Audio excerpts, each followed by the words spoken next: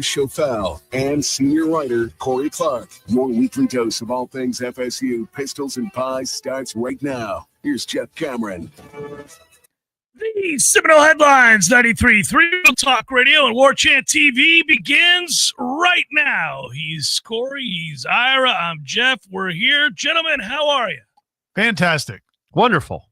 Wonderful. How are you doing? Deadpan. Just straightforward. I don't know if you're talking football and sausage. I'm worried that we might be dark in here.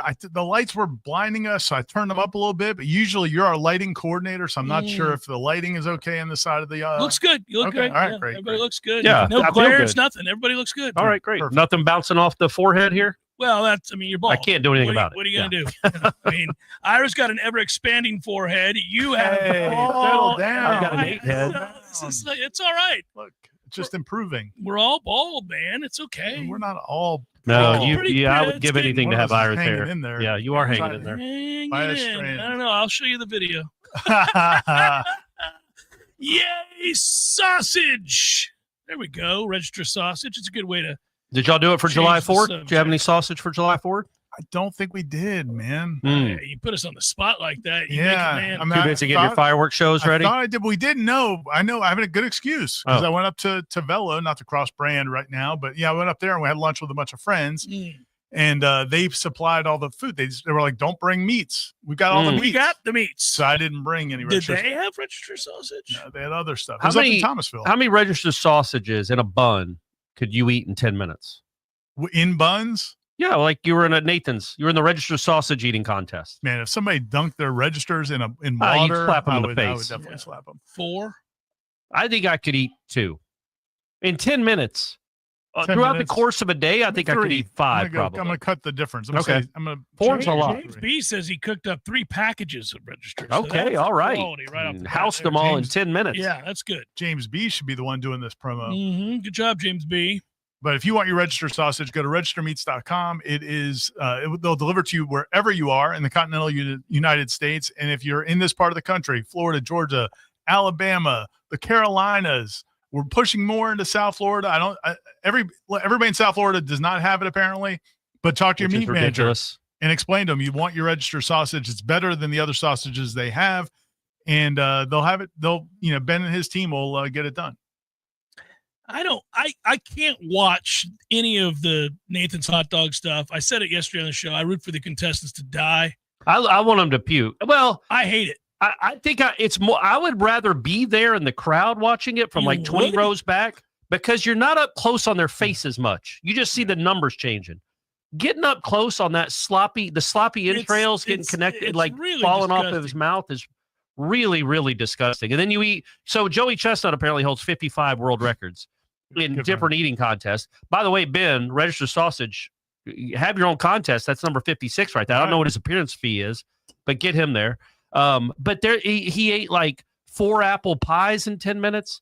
He ate I'd like to 18 try pounds to eat of 4 wings. He ate 80 Twinkies. I can eat Yeah. 4 of the McDonald's apple pies. Could you? Well, they're Well, yeah, they're hot small. dogs. Yeah. Well, Yeah. you But got after you it. burn your mouth, you can do whatever you want in Yeah. We're there. talking about 4 full pies. Four full apple pies in 10 minutes, 4.5 actually. But you go to his Wikipedia entry, because I did on July 4th, because it's an American tradition. And I just looked up all the records he holds, and it's outrageous. If he dies in the act, like, will they stop it? Do we need just one death? It'd be a Are they gonna- national celebration. And does it have to be him, or could it be He's one an of the American. other? Who cares? He's an American. He's the best in the world. Who What do you cares? mean, who cares? Who cares? He's the I don't Serena care if Williams he's a of Filipino. eating. I don't care if he's a German. I don't care. He's the Tiger Woods Woods the most of eating. disgusting event on television. And he's only 41, guys. It seems like he's only 41, so I don't Is that think your he's close to prime? retire. Is that I your think prime? in eating, yeah, you get better as you get older. So anyway, we'll see how it goes. He'll be around next year to win an 18th. Perhaps, unless he chokes to death in one of these other events. I feel So- like Nobody televises. I think if he dies, I think they cancel him. If somebody else, some straggler Well, they don't care. dies, Nobody else knows. they who's don't right. push him out Can of you the way. name another competitive eater? No. Kobayashi, but It- that was 15 years It ago. would be like in football practice, where they just move the team. Like somebody's got a torn ACL, Yeah. and the whole team just moves 5 yards down the field to continue practice. Whatever. If Would, somebody keeled over other than him, they would just shove them under the desk. Oh, everybody'd still And be chanting everybody USA. Whatever the fast track is to derailing that disgusting ass event, I would be They happy. just the up close camera angles are really hard to watch. The water's the problem. If they didn't dunk it in the water, that's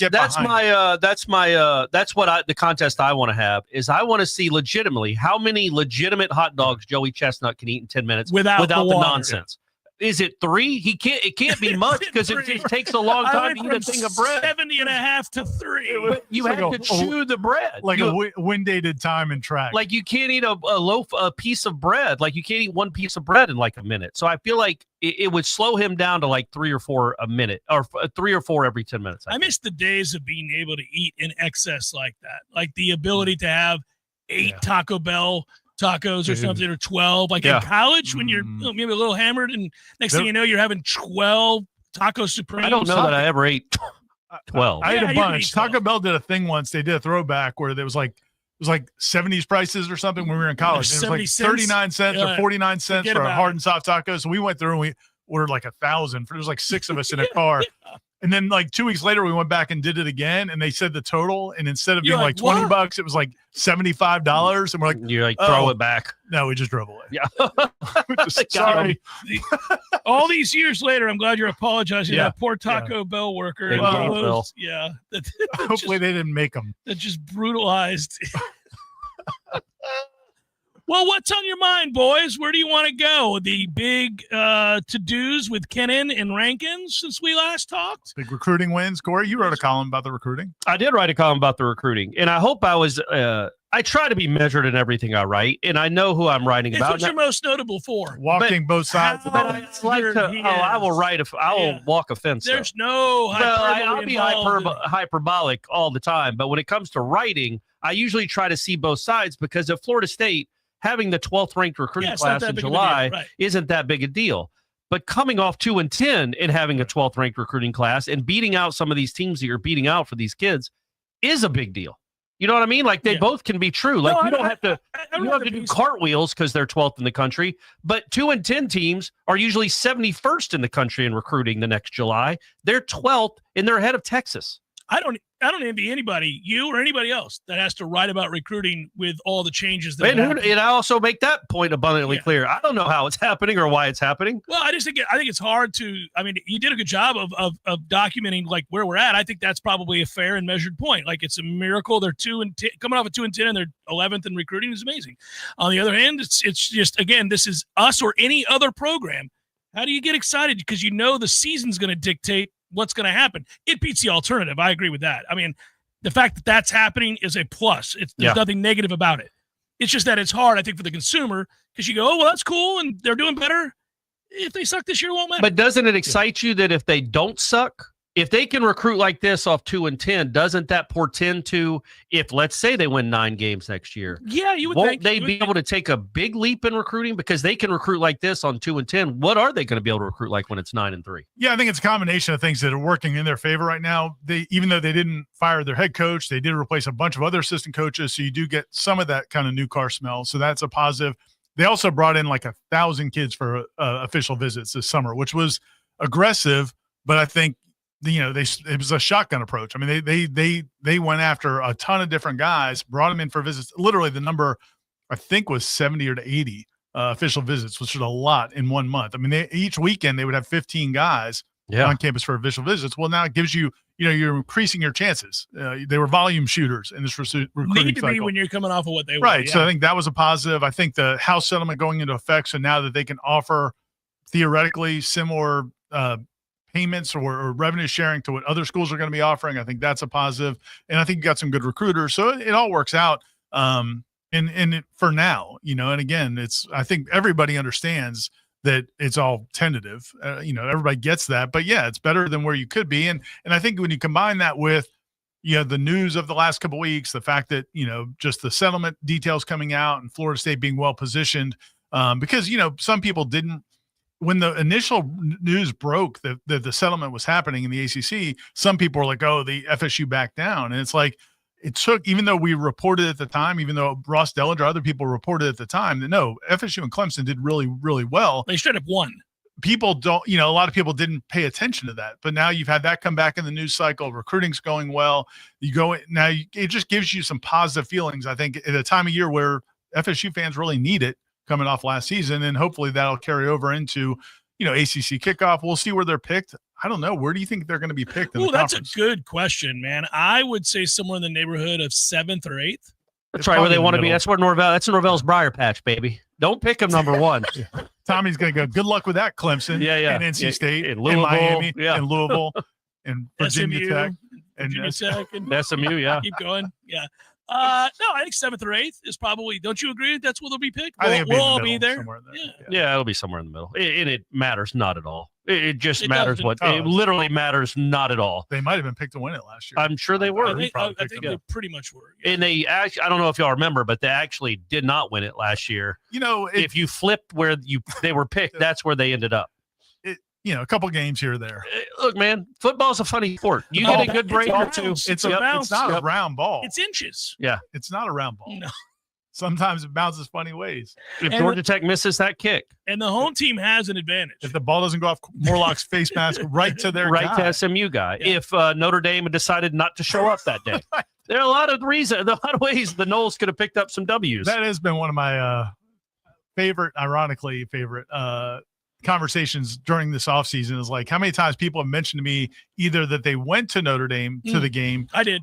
Or that they were planning to go but ended up not going. And it's like they talk about it like they didn't get on that flight that crashed. They crashed, right. Like they survived. This one person the other day was like, oh, yeah, we were gonna drive all the way out there to South Bend. Not from Florida, but like from far away. It was going to be like a full day drive to get there. And they're like, yeah, at the last minute we decided not to. And it was like, it's a good call, especially when it's in the second quarter and it's 31-3 or whatever. You're like, I went with eyes wide open.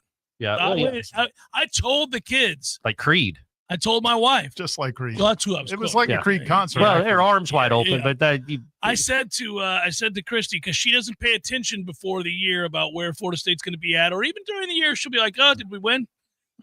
That's that. I mean, she goes to an occasional game, but so she was like, "Well, so is this going to be fun?" And I went, "Well, not if you enjoy good football."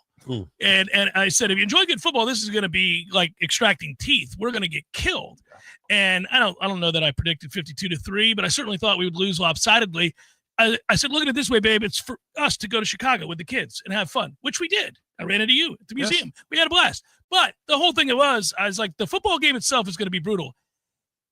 And then it was. But if you went, and I met people on the bus to the stadium who actually somehow thought there was a chance. And I went, well, Croman Hawk was starting to come into his own a little bit. What are you talking about?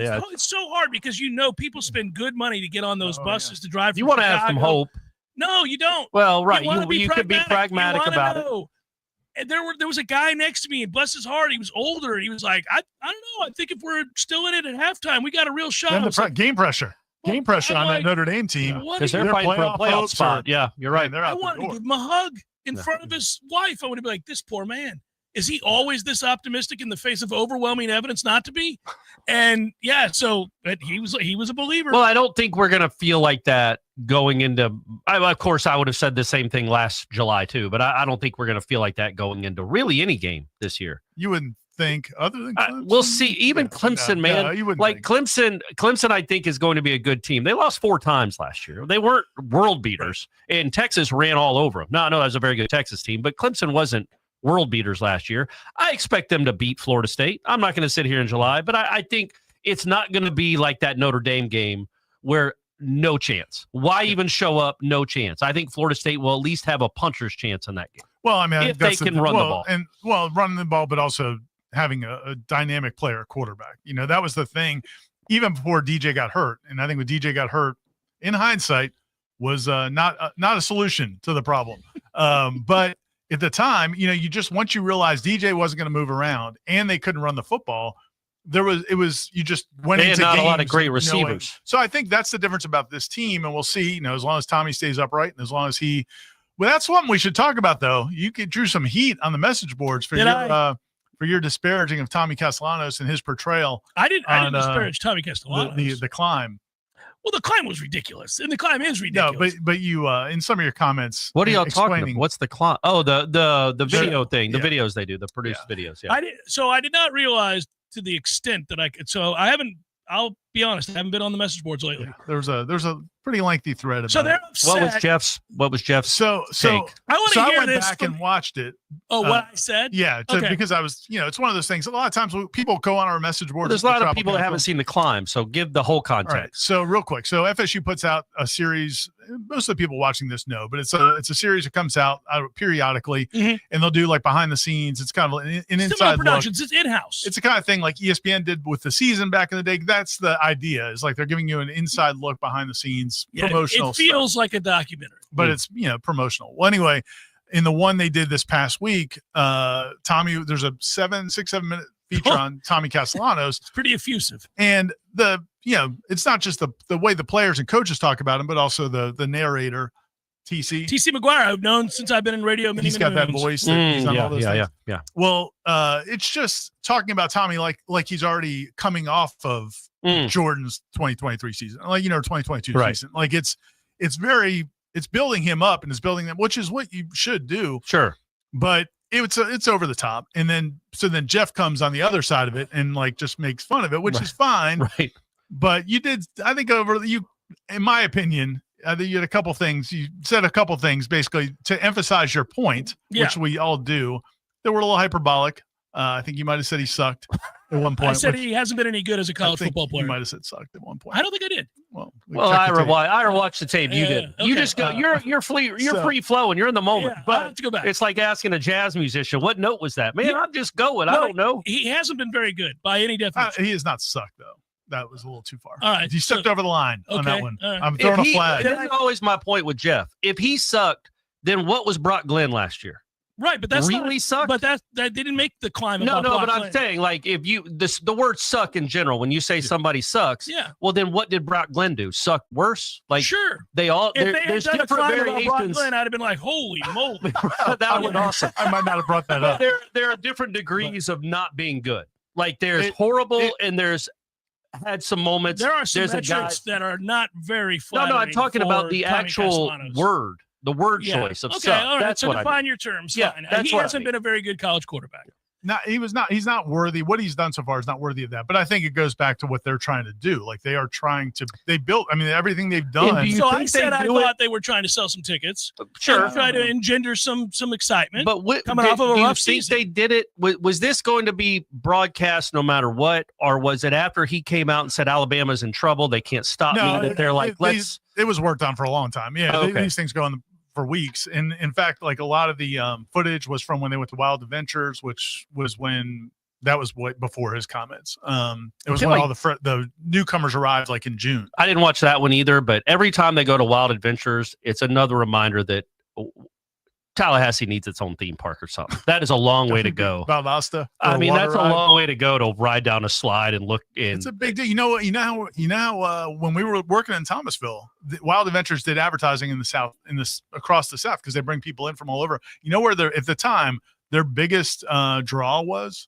Which area brought their most people? Tallahassee, Florida? Jacksonville. Wow. So Jacksonville, if Tallahassee needs a water park, Jacksonville definitely needs a water park. Yeah, right. I mean, but for like a 200-mile radius, that's your best opportunity for fun. Really quick, just to put a ribbon on this thing really quick. We're talking about Wild Adventures, Jeff. Nobody cares about FSU football. What I do want to ask is, since you went back and listened, and I'm serious about this, did I not also concede he could have the best year of his career? Oh, and you said you were hoping he would. And then I also pointed out that he's going to be in an offense that is strictly catered to his skill set. Right. But you know how it is, man. People are going to lock in on that. My point was, and I said this effusively just as much as I did about he hasn't been a good college quarterback. I said this could be his best year by far for the reasons I just stated, that they're catering an entire offense around his skill set. Right. They're doing all these. There really wasn't anything all that false about what I said, other than if I crossed the line and said he sucks. I guess I could have used a different descriptor. Quit urinating on people's dreams. But here's the thing. What's interesting to me, there's a thought experiment, I think, going on with Tommy Castellanos and how like you see him and how, because I could make the argument, and I think you made the argument at one point during your discussion, and other people made the argument that Bill O'Brien's a great offensive coordinator. I mean, clearly he's done it in the NFL. Yeah. He knows what he's doing. if it didn't work for you there, that's probably a bad sign for you. I think. But I think Bill made a tremendous mistake. I agree 100%. Right. But I pointed that out in my criticism too. And I could see people making that argument, right? I could see people making that argument. But on the other side, man, 100%. This is a completely different. It's almost like you should be playing a different sport. Well, it would be like if you took, Ricky Henderson and said, no, dude, you just need to be a guy that swings for the fences every time. Don't try to get on Ricky base. Henderson was a Hall of Fame baseball player from the early 80s into probably the early 2000s. He actually played for 40 years. For like four decades. Yeah, but no, if you took somebody who was a guy that plays with speed and try to turn him into only a power hitter. What would Bill O'Brien have done with the Plumlee kid at UCF? Right. Nothing. Right. What would he have done with Nick Marshall? Makes no sense. Nothing. Yeah. But Castellanos with Malzahn might be a really good combination because Malzahn's done it. Brett, I'm not defending myself at all. I'm saying here's what I said. Also, I don't need to defend myself. I'm rooting for Tommy Castellanos to do well. I conceded when I ripped the climb that he could have by far his best year. Hoping it happens. The way they talked about him in the climb, you'd have thought that it was God's gift to quarterbacks. That's what's weird. What's weird about it is not the comments from the comments from players and coaches were all great, glowing. Yeah, I mean Deuce. I thought the head coach was measured. Deuce thought that. Deuce said he goes, man. Not only is he maybe one of the best athletes on our team, he goes, but he's made some throws where you just put your head in your hands, like, oh my, how did he just do that? How in the world does he make that throw? Listen, man, that's awesome. That's great to hear. Yeah, but the biggest issue I think is just the narration. Probably is the biggest thing. One of the ACC's best. Well, it's just like watching one of those NFL films about like Dan Marino or John Elway. But Dan is a Hall of Fame. I know that's what I'm saying. I would have no problem with it if Tommy brought a different resume in. Right. But as we all do, when you get frustrated or you get mad about something, you go over the line. I think that was the only thing I would say. All right, I'll take that criticism. That's fair. Take it. Moment. Well, it is a teaching moment. Hey, you're never too old. You're old, but you're never too old to learn. I'm younger than Ira. I got to learn, by the way, from Mike Norvell. It's an opportunity. Yeah, it's an opportunity to get better. It's an opportunity. That's really what it is. Seminole Headlines, 93.3 Real Talk Radio. Warchant TV continues in a moment. There's fun to be had every night at the Corner Pocket. Take home prizes on Trivia Tuesdays and Beer Bingo Thursdays. And kickstart your weekend with Martini Fridays. Plus happy hour runs every weekday and game day specials every time the Noles take the field. Watch all the best games at the Corner Pocket's Vegas Wall, featuring 560 inches of flat screen TV heaven. Oh, really? The best food, the best drinks, and the best place to watch all the games. Tallahassee loves the Corner Pocket. Craving something different? Discover the bold and surprising flavors of Peru at Café de Martín. From sizzling lomo saltado to savory handmade empanadas, every dish is made with heart, history, and soul. Crafted by classically trained Chef Martín himself. It's not just food. It's a trip to Peru without the plane ticket. Swing by Café de Martín today and taste the tradition. Café de Martín. Authentic Peruvian. Right around the corner. Tired of spending money on bug spray and inhaling all those fumes every time you want to go outside? Treat your yard so you can stop spraying your kids. Paul's Termite and Pest Control has a solution to this persistent problem. Paul's has a program which seeks the grounds, flower bed, and shrubs. Paul's controls pesky mosquitoes year-round, which means you can take back control of your yard. Not only are mosquitoes a physical irritation, they also pose a potential health risk to people and pets. With Paul's targeted techniques, you can rest assured that your yard will be protected and your afternoons will stay fun. Take back your yard. Don't let mosquitoes interrupt the fun. For more information, go to callpauls.com. For the elimination of termites or any other pest. And a greener lawn, too. Call Pauls. We'll get them all. Pauls can help eliminate fire ants from your lawn, too. We'll help you take your yard back. Hey everybody, this is Shannon Young with Cross Country Mortgage. Been in the industry now for 22 years. I just made the move over to the nation's largest retail lender, Cross Country Mortgage, here to serve you in 7 states, including Florida, Georgia, Alabama, the Carolinas, Tennessee, and the state of Texas. Here to offer better service, better rates, and if you were thinking about buying or if you've been on the fence, and been waiting to call me? Now is the time. You can still find me at loansfornoles.com. That is, again, loansfornoles.com. I've helped thousands of fellow Noles get into their dream home, and I can't wait to help you get into yours. Give me a call today. I'm at 954-369-6171, or go to loansfornoles.com. Again, that's 954-369-6171, and that's loansfornoles.com. Equal housing NMLS 373031. Honey, what are these mushrooms in our yard? Portobello? Huh. Let me take a look. Oh, It's hockey. I don't know, but our septic system is failing, and our whole yard smells like. Should we try to cook these up and eat them tonight? This is bad, Sheila. Well, we better fix it soon, or we're going to be in deep. Sheila, look. It's Crud Septic. Our prayers are answered. Call Crud Septic Service today. Pump outs, installs, repairs. CrudSeptic.com. That's CrudSeptic.com. Life is stressful. Dinner shouldn't be. That motto is why Register Sausage has been doing business in the Florida Panhandle and Lower Alabama for over 75 years. A proud sponsor of Seminole Headlines, Register Sausage always provides the best Southern smoked sausage to over 140 grocery stores and restaurants throughout the Southeast. Headliners have discovered the Register's difference. You can too. To find a store that carries Registers near you or to buy directly, head to registermeats.com. That's registermeats.com. Register Sausage. Yay, sausage! Seminole Headlines returns now. Head to YouTube and search for Warchant TV today to catch the show live or on demand. Now, here's Jeff Cameron, Ira Schofel, and Corey Clark. So we are still counting them down, right? We're at number 9, number 8 in the top 40. Number 8. Number 8 I just did number 8. It hasn't been posted yet. We haven't. Why'd you make me do it then if it's not going to be posted till? I thought you were trying to get it up this afternoon.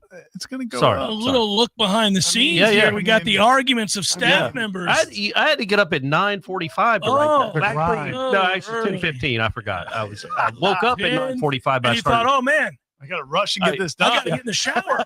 Get my brain Time working. is of the essence. I know So I can't tell people who it is yet. It'll be posted soon. It might be posted during the show. I'll ask Tom Lang and see if he wants to post it. It's a mystery as to who number 8 will be. It is. Elijah He's a Herring transfer. was number 9. No, number 8 is a transfer. I'll go ahead and say Number that. 9 is also a transfer. Yeah. Number Most 10 of the was a top transfer. 20 is going to be transferred. By the way, I do like this. Elijah Herring, who was number 9, who was the last one we posted, was voted number 9 by yours truly. Gene Nailed it. Gene doesn't know what he's doing. You Yeah. can see this. Yeah. Like every time we look at this list, I'm like, He's off the grid. He's off the grid Gene's most in times. Montana somewhere. He may not even know who Elijah Herring is. Ira 8, really close to being spot on, almost as close as me. Almost as close. Corey with 11. I brought him back. It's within the okay. Aslan at 12. We're getting further off the reservation. Matt 12, and Tom 8. So really, Corey, you were close, but Ira and me and Tom y'all were the 3. Spot on. Yeah. You specifically. Yeah, I did. But at the end of the year, we'll see imagine that if- Herring was the 11th most impactful player, and I was right. Imagine if the top 20 was not mostly transfers. That would be a great list. Buddy. A lot If of we did the top 4, returning the top players. 20 non-transfers, That's a tough one. I'm glad we're not tasked with that exercise. That'd be like, tough. because even Richie Leonard is a transfer. Right. Like if you just did guys that came up through the system, Yeah, developed. who is it? We don't. Hey, literally. Why are you doing that? Oh, sorry, do that y'all. right now. I'm going to think real quick while y'all talk about something. Oh, by the way, I listened to the Castellanos. I hadn't seen it, but Ira showed me the 30-second first intro about with every huddle and every pass, he's chasing greatness. Yeah, I get it. Thank you, Corey. It's a little over the I'm top. glad you listened to that. You didn't just assume that But I was no, wrong. I have not to listened to combat it. how you talked Well, about you it, can so imagine. I might be on. But I might be on. I can absolutely imagine I might be on the But other you know side. what he did was kind of what I do with like athletes I don't like. They get overhyped. Yeah, like, yeah. You know, when it's like a player, like I would get mad at a player that the media. Well, usually they're almost always white. They're always white. So Castellanos doesn't fit that bill. No, but the same idea though. Okay, Like, he gotcha. wasn't mad at Tommy Castellanos. He was I think mad he at the mad height. at Tommy Castellanos. He's happy that at least that I there's also a think chance the that this is fact going to that- work out. 2 weeks prior, he did come out and say Alabama can't stop me and all that. Might have played a little role in it too, because it kind of plays a little role in my You're not here to save jobs, man. You're just go win football games. You don't. But I love. Most of me loves what he did when he said all that stuff about Well, you Alabama. like confidence. You want to be confident. And I like a guy that isn't afraid of showing confidence if it's real. I wasn't upset. I didn't spend much time worrying about what he said. Other people did. I thought that he rolled his teammates a little bit. Well, that's the part I didn't like. I didn't and like. Also, I think it's stupid to say to Alabama, "You can't stop me." But I don't come and get it. He's going to be I don't right. think it'll affect the game. I don't think it makes a difference in the game. I just was kind of like, but I like he's kind of. I like having a guy like this. He's definitely outgoing. I'm not going to say he's polarizing because that implies there's a negative to him. But I like the fact that I think he's polarizing. If you're on his last, if you put yourself out there the way he's putting himself out there, it's going to be polarizing. Sure, listen, he's allowed attorneys. He's allowed attorneys to add his name to some of these lawsuits against the revenue sharing. So this is 2 times now he's been a part of lawsuits against that. And again, it's like things that.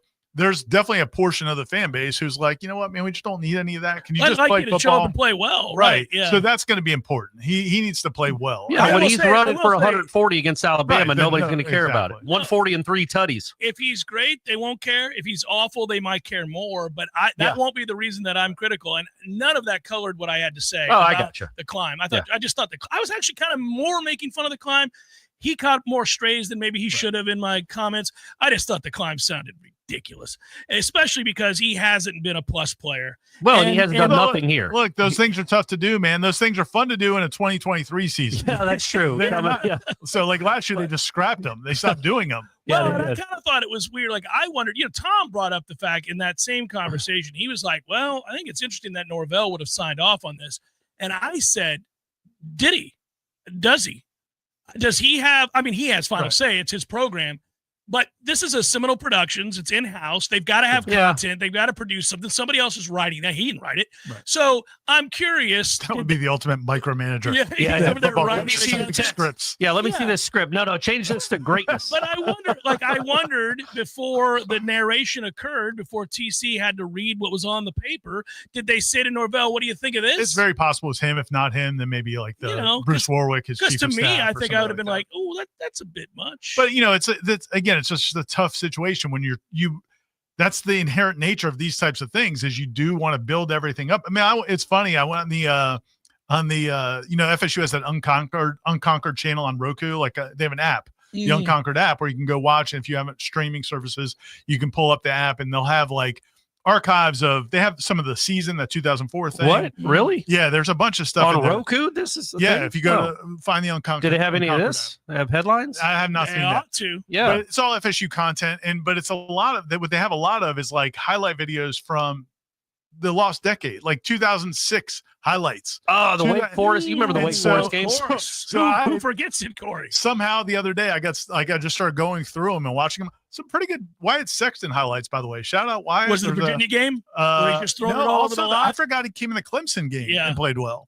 Like he had a bomb to Chauncey Stovall, I think. They were losing 26-3. Hey man, the highlight. Yeah, okay. The highlight's still him hitting a bomb. You're right. But like in the interviews, like in some of those seasons where they end up not being very good, like there's interviews with like Ron Lunford, Lucky Lumford, talking in the locker room, just talking trash. BJ Ward talking, and it's like, so when you want to do something like that, downside is, what if you're not great?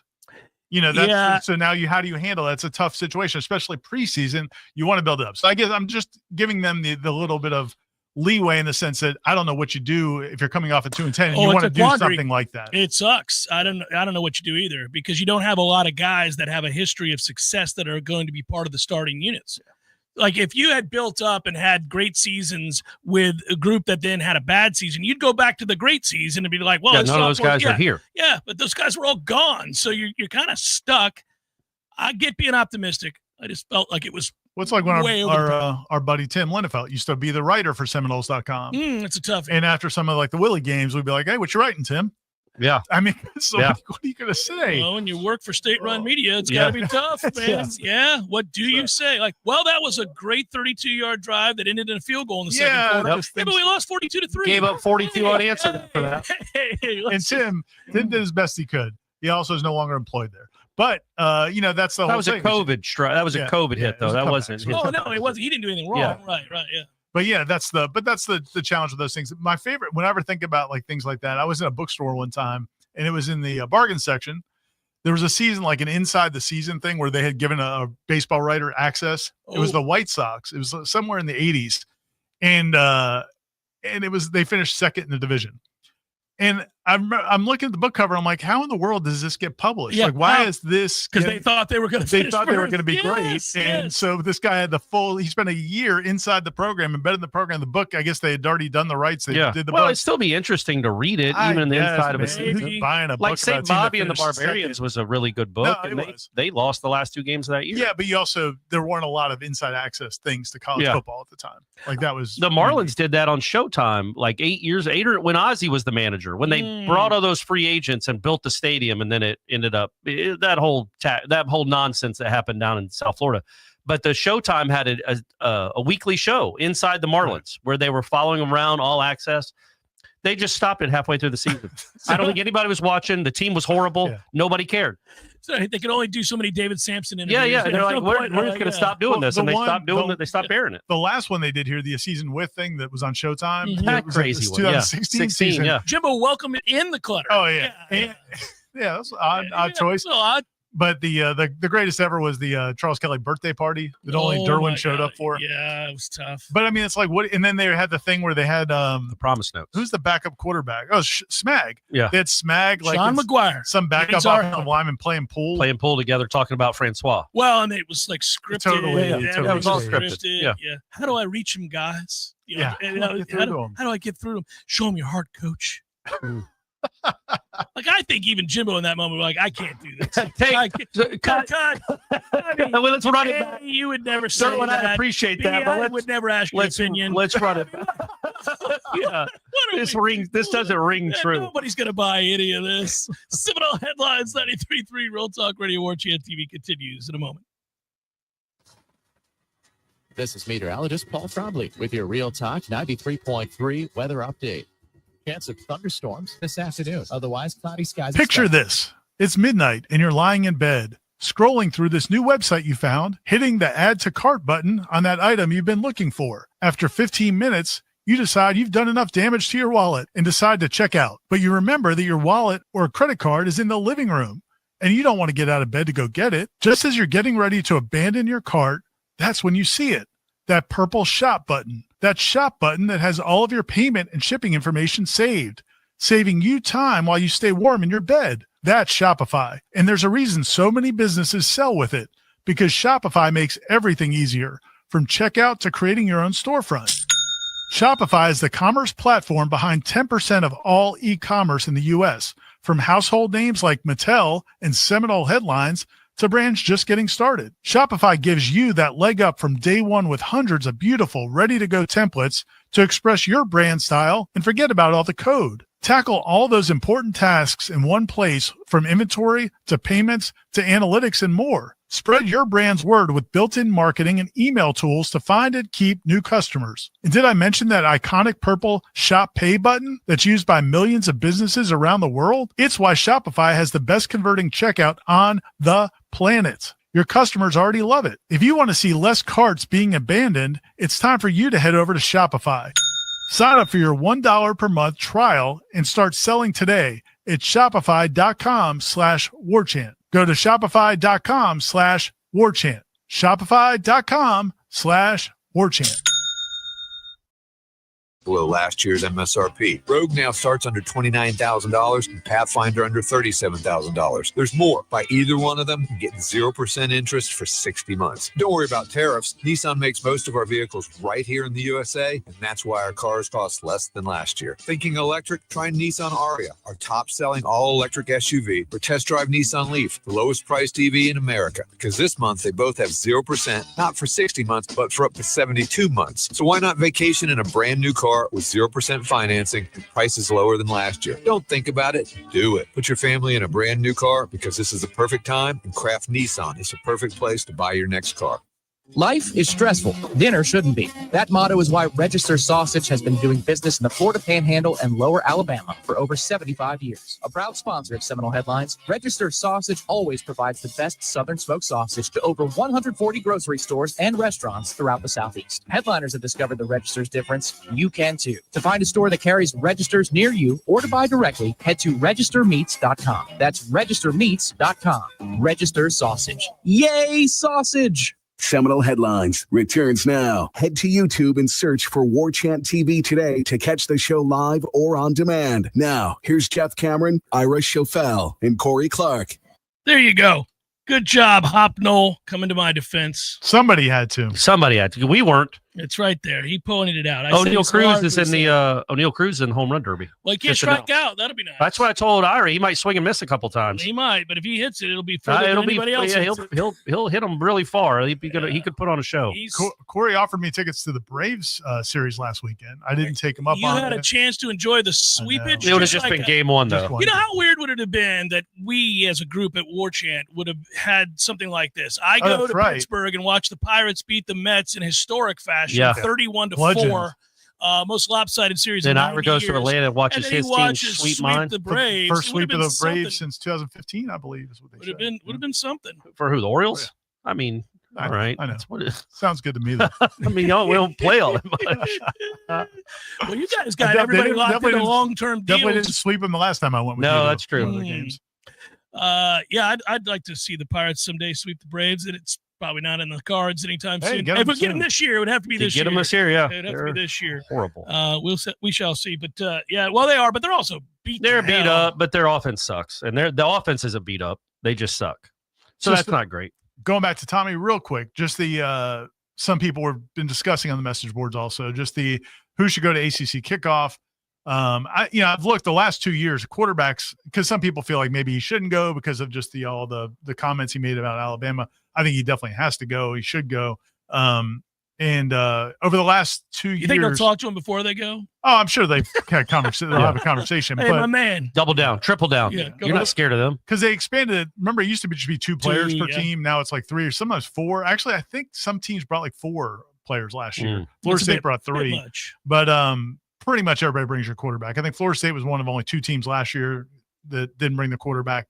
But I think Tom will be there. We should have known. But then I am curious because, like we just said, so many of the best players are transfers. Daryl Jackson, it's not really his thing. He doesn't seem to be a person that loves talking to the media. I mean, he's nice enough. Yeah. But I don't know if he wants to sit there and talk for an hour and do a press conference. But maybe they tell him, look, it's good for you. And it's good for the program because you've been in the program. But then some of these other transfers, I don't know. Deuce would be unbelievable, but I don't know that he's got a resume that says he has to be there. They kind of are in a quandary there because I think you're right. You have to send Castellanos. He's gregarious. He's brimming with confidence. He can't wait to talk to whatever microphone is there. That's fine. They'll talk to him about let's slow our roll on some things. But Kent State. But he's affable. Kent State can't stop you. He'll be specifically asked about those quotes. Like people will ask him. It might also be asked about leaving, dumping all over Boston College like you did, leaving and then saying what he said. I mean, it won't be a grilling. It's is there even going to be any Boston media there? No, probably maybe one person, maybe. But you can easily sidestep that. Hey, I got carried away. I was having fun. Just excited. Love about those. The team. Those guys are my boys. I'm just excited about the team. Things didn't end well. I was really more upset at the coaching staff than I was the players. I wish them nothing but the best. Blah blah blah blah. That's not hard. But I think who's the other? Because I really honestly, who would you take? You don't really have anybody that you'd feel great about. I agree. Daryl is. I don't think I'd send Daryl, even if he would be good at it. He hasn't accomplished anything here. I mean, who are you sending? Who has? Nobody's accomplished. Yeah, if that's your game, you can't send anybody. Well, I project him if he plays well to have a great year. We all do. We need him to. We're relying on him to. He's yet to do it. There's just a lot of close calls. There's a lot of you can make an argument, but it's not a slam dunk. Like Gavin Sawchuk, impressive kid, has a pretty good resume. Never played here, right? But he hasn't played here, and he's not like an incredible resume. Who'd they take last year? Peyton Farmer and offensive lineman, wasn't it? Wasn't Daryl? I mean, who was it? Darius Washington. So those were the 3 guys that have been in the program for a while. They and can't. That was clearly what they were trying. There's to do. no way they can send people that have been in the program for a while. None of them have done. You don't want to anything. send Shaheem Brown? None of them. He's the only one that I would be up for. But you're not sending him. I guess you could send Shaheem. Yeah, because again, the transfers. It's not like the transfers are, world beaters. It's not Carson Beck. It's not like you brought in like a potential first round pick. Is all these transfers like Squirrel White has a really good resume. You're excited about him, but it's not like he's a college star, right? And he's never played here. Again, you got a bunch of guys like that. What's his name? The tight end from UCF, who I think is going to play a huge role in this offense. Pittman. But you can't really send him. I mean, I don't know what you do. Send Gus and Tony. Yeah. Well, Gus will really light up a room. Yeah. I would send Tony all day, every day. No, obviously, Mike will be there. Maybe they do it like Willie did with the single digits. None of these players get to go this year to media day because they didn't earn it. Right. They didn't earn it. None of you guys have earned the right to go to media day. It's just going to be Mike Norvell. will be there, and Tony will be there. The thing is, and the guys that they do have on the roster that were on the team at least last year or their whole careers, there are guys that would really be good in that setting. Roy Dell would be great in that setting. He'd be great in that setting. Hasn't done a whole lot. Doesn't. There's just Shaheen probably should go. Shaheen, Castellanos, and then pick a coin. Let whoever wants to go. Let the Weinberg go. Who cares? Who cares? They're 2-10. Who cares? A bunch of people going, who are you? Yeah. What are your skill? Why are you here? They just gave you to me. I don't know who you are. Yeah, I got a huge leg. Okay. That's my favorite thing, as I've complained to Ira and Aslan they just about. give you people randomly a lot of like times. The North Carolina offensive guard. I don't have anything to say to you, and I know you don't want to be here. So why are we playing this game? Because that's the whole point of Radio Row, Corey. But Radio Row at the Super Bowl is you get to sit at the Super Bowl, and they give you, do you want Lynn Dawson or Joe Montana? But here's the great part. part. Or do you want the backup guard for the Ravens? Let me ask you. And they're not even playing. So, Jeff, let me ask you a question. Yeah. Did they demand your attendance at this event? Did the HBC call you and say, hey, you need to come? No. And you would think otherwise. You would think they would. They would have needed me there, but they did not. Do you think they demanded that Corey and Aslan go? Definitely not. So they chose to go, and then Corey wants to complain about them giving him players. He's hard. He's a writer. But also, Jeff, you've been in radio all your life. Yeah. What is the point of you interviewing someone from Boston College that you don't want to talk to and he doesn't want to talk to you? Why are you going? But you're not there to talk to Boston College. The only way you get to be on Radio the Row. only way you get to be on Radio Row to talk to Florida State players, which is the only reason you're there, or maybe Dabo or somebody that your audience cares about, is to be on Radio Row. So it's crazy to say, yeah, we'll give you what you want. But in the meantime, here's 3 people that don't want to talk to you and you don't need to talk to. Because this is the only way you get Mike Norvell. The event is set up to bring attention to the conference. Yeah, that's why they have media days. Ain't nobody listening to Jeff Cameron show for the Boston College. If it was just there for you to get your local writers, why are you going to North Carolina or your local players? But we can talk to other players. We can talk to other players. A radio hit, I don't think it makes any sense to talk to somebody from another school that you're not even playing. Well, here I agree more with Ira than you. However, I will 98-2. Well, no chance. Here's what I will say. One of the aspects of the event that I would change about that. I like talking to all the coaches. I had a great interview with Brent Key last year, and I think coaches are one thing. I also think I gained real insight into his mindset and the way he thought they were going to play and their offensive line. It turned out to be true. All that stuff. What I don't like, and I don't mind if you tell me in advance in an email, hey, we get this from the ACC, and here's your Radio Row. You've got this quarterback, this running back, this defensive tackle. All right, fine. But one of the things they do a lot of, and I can't stand because it's unfair to the kid, and it's certainly unfair to the host, is like when you're sitting there, they'll have dudes just walk up and be like, hey, I'm Jerry Smith. I play, slot receiver. Or they'll just sit down and you're supposed to, they're wearing a Louisville who the hell they are and have a conversation. They do it all the time. They'll just send somebody out. And I'm like, don't do that. That's unfair to that kid. I had no idea who this kid is. Nobody's told me that I was going to be talking to him. If it's not scheduled, don't do it. Don't just send people out.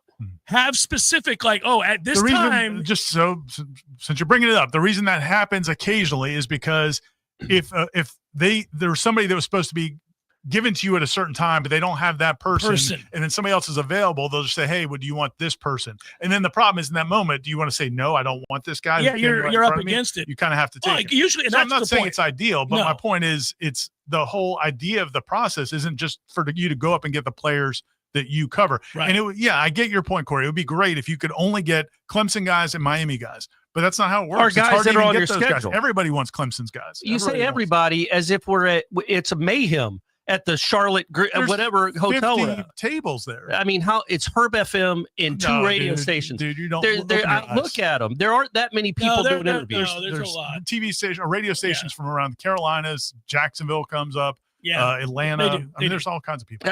There's all right, but it's not like the Super Bowl. And I feel like no, it's the ACC. It's not the Super Bowl. Right. But it's Radio Row people, do you think everybody at Super Bowl Radio Row only talks to people they want? No. No, I've done Radio Row at the Super Bowl, and I've done it for the NCAA ACC tournament. I've done it, and you get random guys. It's true. Right. Yeah, it does happen. You kind of got to go in knowing that. Or you're just going to be sitting around But twiddling I your guess I would thumbs, 'cause ask- you're not going to only get the A-list people But you want. here's why do they want you to do it? Because it's for exposure for the conference. That's the theory behind the whole. But do you think in Why we're theory there. it works? Oh, I don't know, but that's I'm why asking we're you. there. The reasoning behind it is dumb. But again, you guys are making the choice to go there. I know, but I'm just saying the reasoning behind giving you the Boston College offensive lineman to expose him in the conference is dumb. We're not going to even probably air the interview on Wake Up Warchant. Aslan usually runs. But it's like it's not doing anything for him or the conference.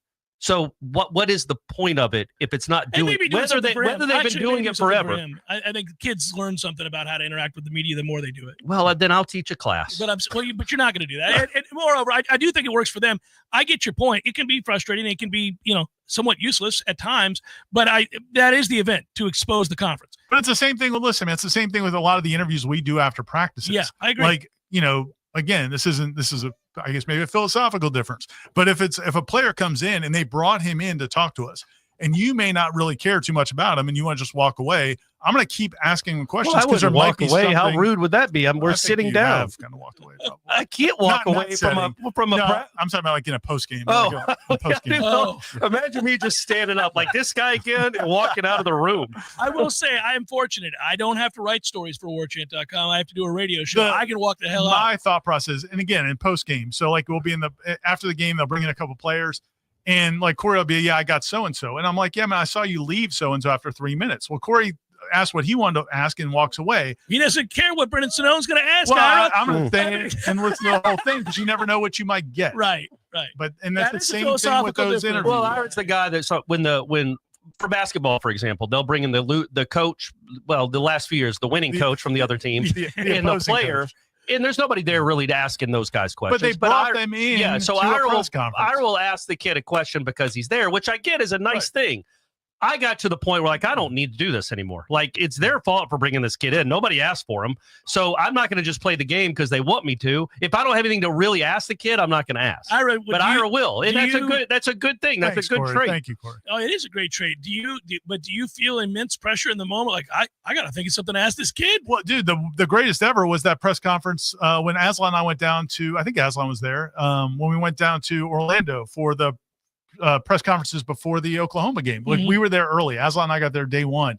And Oklahoma's media didn't make it in. They had flight having to talk to. So there was press conferences with like all these old Oklahoma players and coaches. And I don't even know who the players are. And like they're just bringing them up. Oh, here's so-and-so. And I'm like on my phone looking up. Oh, he's a senior receiver. Hey, you've had a great career at Oklahoma. What do you think about Jared Burse? Because what am I going to do? They've got this poor kid standing in front of a room of empty for him. I chairs. got you, man. That's a good. It's a good instinct. It's just for the industry, for the profession. My biggest fear in one of those moments is to think I know who the kid is. But dude, you're like, dude, we had one the other day because we had brought all those newcomer interviews the other day, and Steven brought up a guy, and they're all guys we've never met before. Yeah, and he brings up a guy, and the guy goes up to and it was a bunch of DBs that day, and so I thought I knew who it was, so I Googled it, and I was like, I brought up the name of who I thought it was. And he goes, all right, who's first? And I said, I'm first. And then I was going to ask a question. I was going to vague it. But right before I did, Steven goes, and this is so-and-so. And I'm like, oh, so Steven told you. Good. Steven. Just throw them out there like you're supposed to know, like we've known these guys for 5 years. Hour number 2, headliner questions coming your way. Hang in.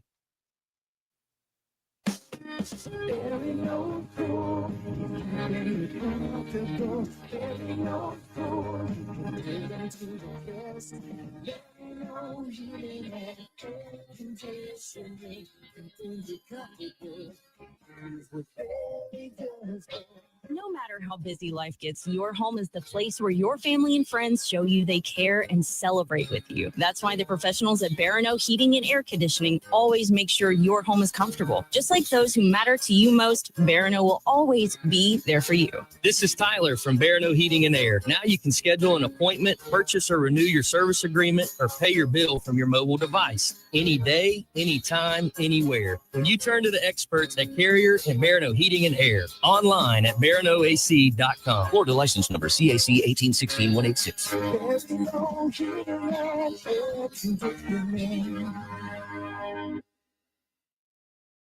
At Epps Decorating Center, we're your locally owned Benjamin Moore retailer. We're your store for quality with brilliant and durable paints in a variety of sheens and thousands of colors. We're your store for service with one-on-one advice for contractors and homeowners. We're your local experts, and we're here to help with all your painting projects. Benjamin Moore, available at Epps Decorating Center with 2 locations in Tallahassee. Find a store near you and visit EppsDecorating.com. That's EppsDecorating.com.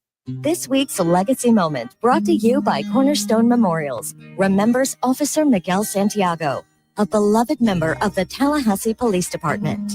Known for mentoring teens and walking neighborhood beats with purpose and pride, Officer Santiago believed policing was about presence, not power. After his sudden passing in 2022, hundreds attended his vigil. His dedication lives on in the Explorer program he helped launch for local youth. We salute Officer Santiago, a true hometown hero. This has been a legacy moment, honoring the lives that shaped Tallahassee. Sponsored by Cornerstone Memorials, helping families honor their loved ones with dignity and care. Find out more online at cornerstonememorials.org. Do you know of a Tallahassee legacy that should be shared? Text the word legacy to 850-386-8255 to submit your story for the Cornerstone Memorials Legacy Moment. Many orthodontists in Tallahassee can straighten a smile, but at Birch Orthodontics, they're dedicated to providing the finest care possible. The experienced and friendly staff is trained in all of the latest techniques. So whether you need standard treatment like braces or Invisalign, or you have a more complicated case requiring extra attention, Birch Orthodontics is here for you. Set up your free consultation today by visiting birchorthodontics.com, BURCH or call 850-877-1692. At Birch Orthodontics, they create beautiful smiles that last a lifetime. Your sports action update on Real Talk 93.3 with all the latest odds from Vegas. Didier Fuentes, the rookie on the mound for the Atlanta Braves today as they open up a series in Sacramento against the Athletics. Fuentes 0-2 ERA of 9, -108 to the money line. A slight dog to Jeffrey Springs, 6-6, a 4.07 ERA. Athletics -112, 10 over the total. Tampa Bay Rays drop a 4-1 decision to the Tigers yesterday. Detroit won 4 straight. They have a 14-game lead in the AL Central. They're $1.26 favorite over the Rays today, +104, 8.5 under the total. Scotty Scheffler +340 to win the Genesis Scottish Open at the Renaissance Club. Score $500 in rewards with the G-Bank First Bet VSiN Trifecta. Details at vsin.com/GBank. For more sports betting news and information, go to vsin.com. Mike Sennett, Real Talk 93.3. Ever find a deal so good you think, should I tell my friends or keep it to myself? That's Kohl's Summer Cyber Deals. Styles for sunny days, home favorites for your space, and more. All at prices you'll love. Plus, earn Kohl's Cash, discover new deals daily, and get free shipping. These deals are too good not to share once you've stocked up first. Shop Kohl's Summer Cyber Deals now. Select styles, some exclusions apply. Offers end July 10th. See store or Kohl's.com for details. One of life's greatest mysteries has finally been solved. Who let the dogs out? It's Spruce, the new hardworking, worry-free weed and grass killer that's safe for use around people and pets. When used as directed, spray the leaves for visible results in just 1 hour and dead weeds in just 1 day. You spray, they play. Weeds die by the next day. Find Spruce wherever weed killers are sold.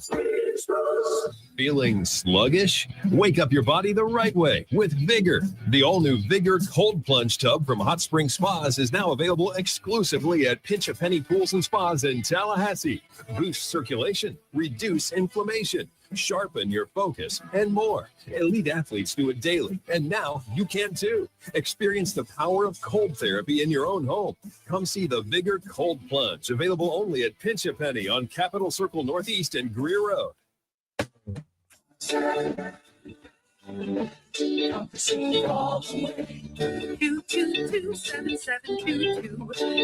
and electric is what we do.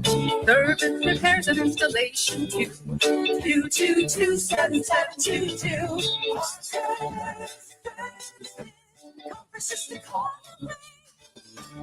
Is your home ready for anything? At Parker Services AC and Electrical, we do more than just keep you cool. We keep your whole home running smoothly. From AC maintenance and duct cleanings to whole home generator installations, we've got everything you need for comfort and reliability. Join our Peak Performance membership to keep your HVAC system in top shape and catch issues before they turn into costly repairs. And with a reliable generator, you'll never be left in the dark again. Call Parker Services today, where comfort is just a call away.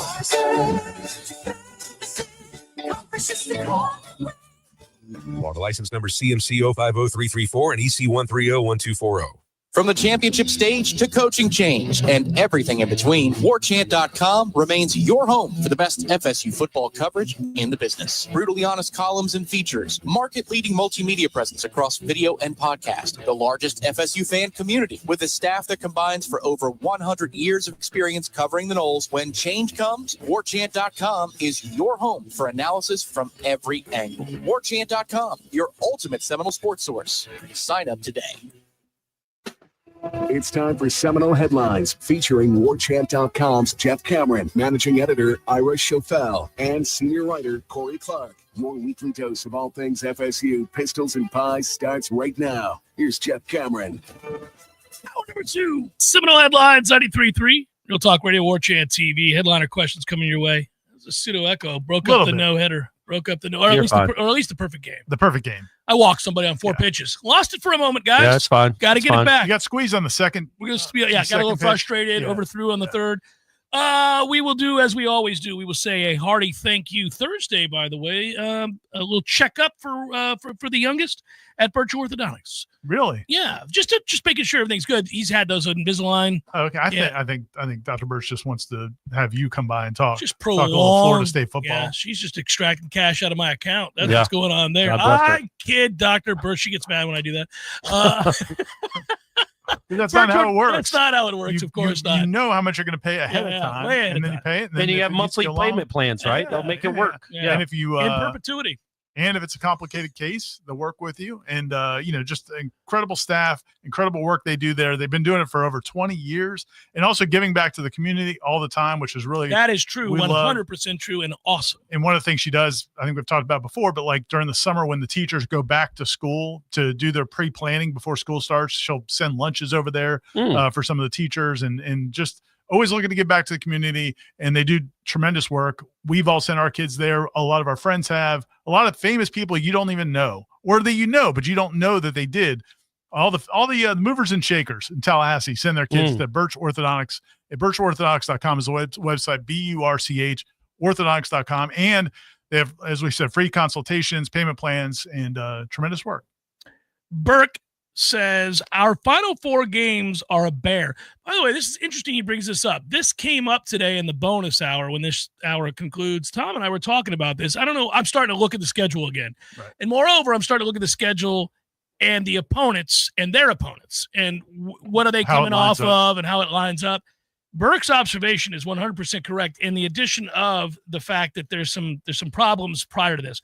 He writes, our final 4 games are a bear at Clemson, home to Virginia Tech, NC State, at Florida. No. All in consecutive weeks. Are we more likely to go 3-1 in that stretch or 1-3? By the way, Virginia Tech, I believe, is coming off a bye when they play Florida State that week, and we're coming straight from playing on the road at Clemson. It is formidable. It is a problem. It is a part of the schedule that is disconcerting. Well, it's 3 road games. Against good programs. Well, NC State sucked last year. Yeah, but they're usually pretty good. Been okay. Yeah, he's using the word again. They sucked, period. They did. Then what did Florida State? Awful. Atrocious. Really embarrassing. Sucked. I just want you to throw a really sucked in front of Florida State. There are degrees of suck, to be sure, but we would not really get into a fuss about describing both those programs as having sucked last year. All right? I don't think that's an unfair descriptor. You have to get the really big crayon box to get the ones that have different shades of suck. Yeah, I mean they were a better shade of suck, if that makes sense, than we were. But anyhow, at Clemson, Virginia Tech here, and they're coming off a bye, at NC State, at Florida. I think we're more likely to go 1-3. Doesn't mean we will. I think we're more likely to go. I mean, they 1-3 always struggle at Clemson because everybody does. They always good. struggle at NC State, and winning at Florida is never easy. So, quite obviously, I think the right answer is 1-3 in that 4-game stretch. But we're saying that in July.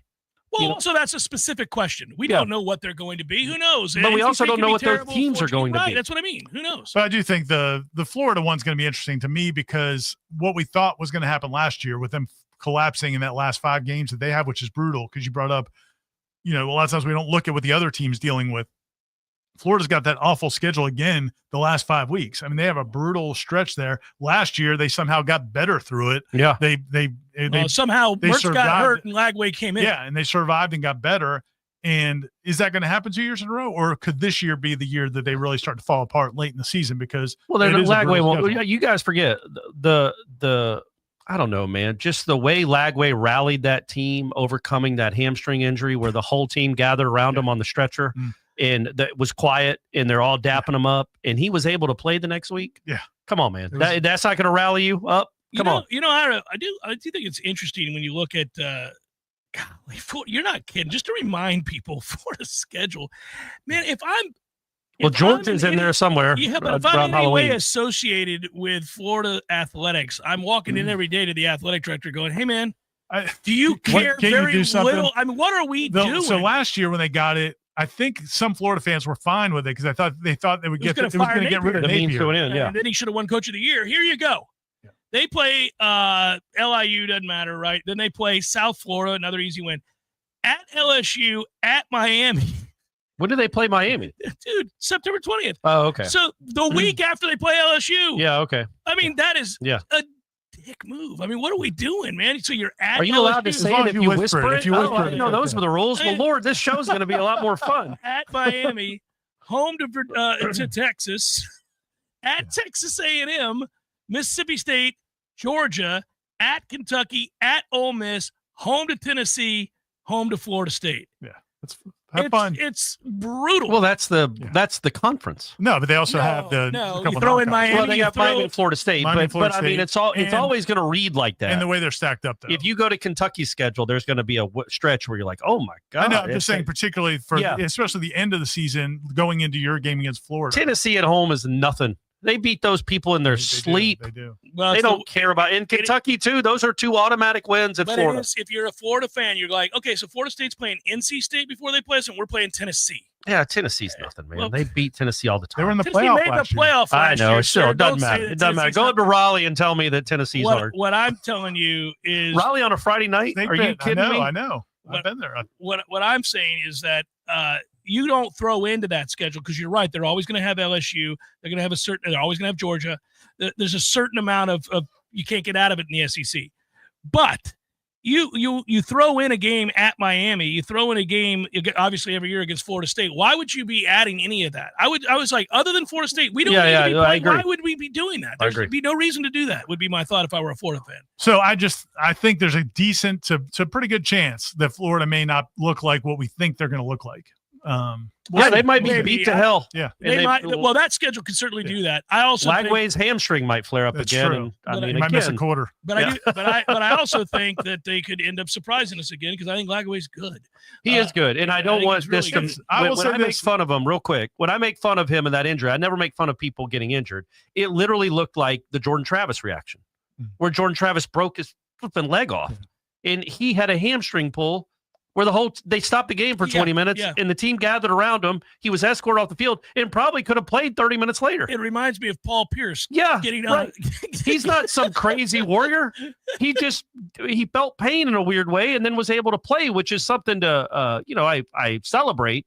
But the reaction where he was on the stretcher is like, it was. For context, Corey also was mad at the guy who broke his arm. Jeff, I don't think I ever asked you this. So this happened a couple months ago. Matt Olson hit an inside the park home run. And the guy broke his arm against the wall. I saw the play. Yeah. It was the Reds. It was hideous. Corey's the ball landed right next to him. Literally is sitting right next to him. He didn't break his throwing arm. Right. Any chance he could throw the ball into the infield? So hold on. Now this is there's a little bit here. I get it. Let me tell you, go ask Matt Millar about your boy. I broke my arm playing left field. Enough said. No, he was there. Enough said, Ira. City League softball. Yep. Tom Brown Park. Go ask him. Broke my arm and threw to second. Yeah, because you're wrong on this. I'm wrong on this. You are right about this. Get up, you weak ass. Throw the ball in. Your left arm It's should not be your broken. broken leg. It's Yeah. not your broken leg. And the ball, you don't have to go It's run an and get arm. it. The ball was literally a foot away. Now, the only thing I'll say in Ira's defense and the players, for that matter, Could have been in shock. he also He think he had a concussion. he had a concussion. That I didn't have a concussion. Yeah, that's true. But if you only break your arm, and I've broken my arm twice, Yeah. you can function. Yeah. Get up and throw the ball. I'm telling Did you break your can. throwing arm? No. Were you Yeah, concerned right. about your career, your professional career at I that think moment? he was laying on the ground concerned It about was his career. his second major league game too. This left fielder. I think the better answer there is that I think he had a concussion. Probably He hit that wall hard. Otherwise, I mean, there's but no. the broken arm. He Get up and throw ran the ball. full speed into Yeah, a it's wall. crazy. And he didn't understand the rules of like the physics, but also like Also, his you could hear him pitchers. snap. It was gross. It was awful. But his pitcher standing on the mound like, hey man, Matt Olson's jogging around the bases. Get the ball. This is an Get the earned run ball. right here. I'm And they with you lost on in a that. 162 game season. Get the ball. I think it's the concussion. Guessing Ira, this is Sir Stuart Wallace. Guessing Ira will be in the press box for sure. Where will Jeff and Corey will be in the press box?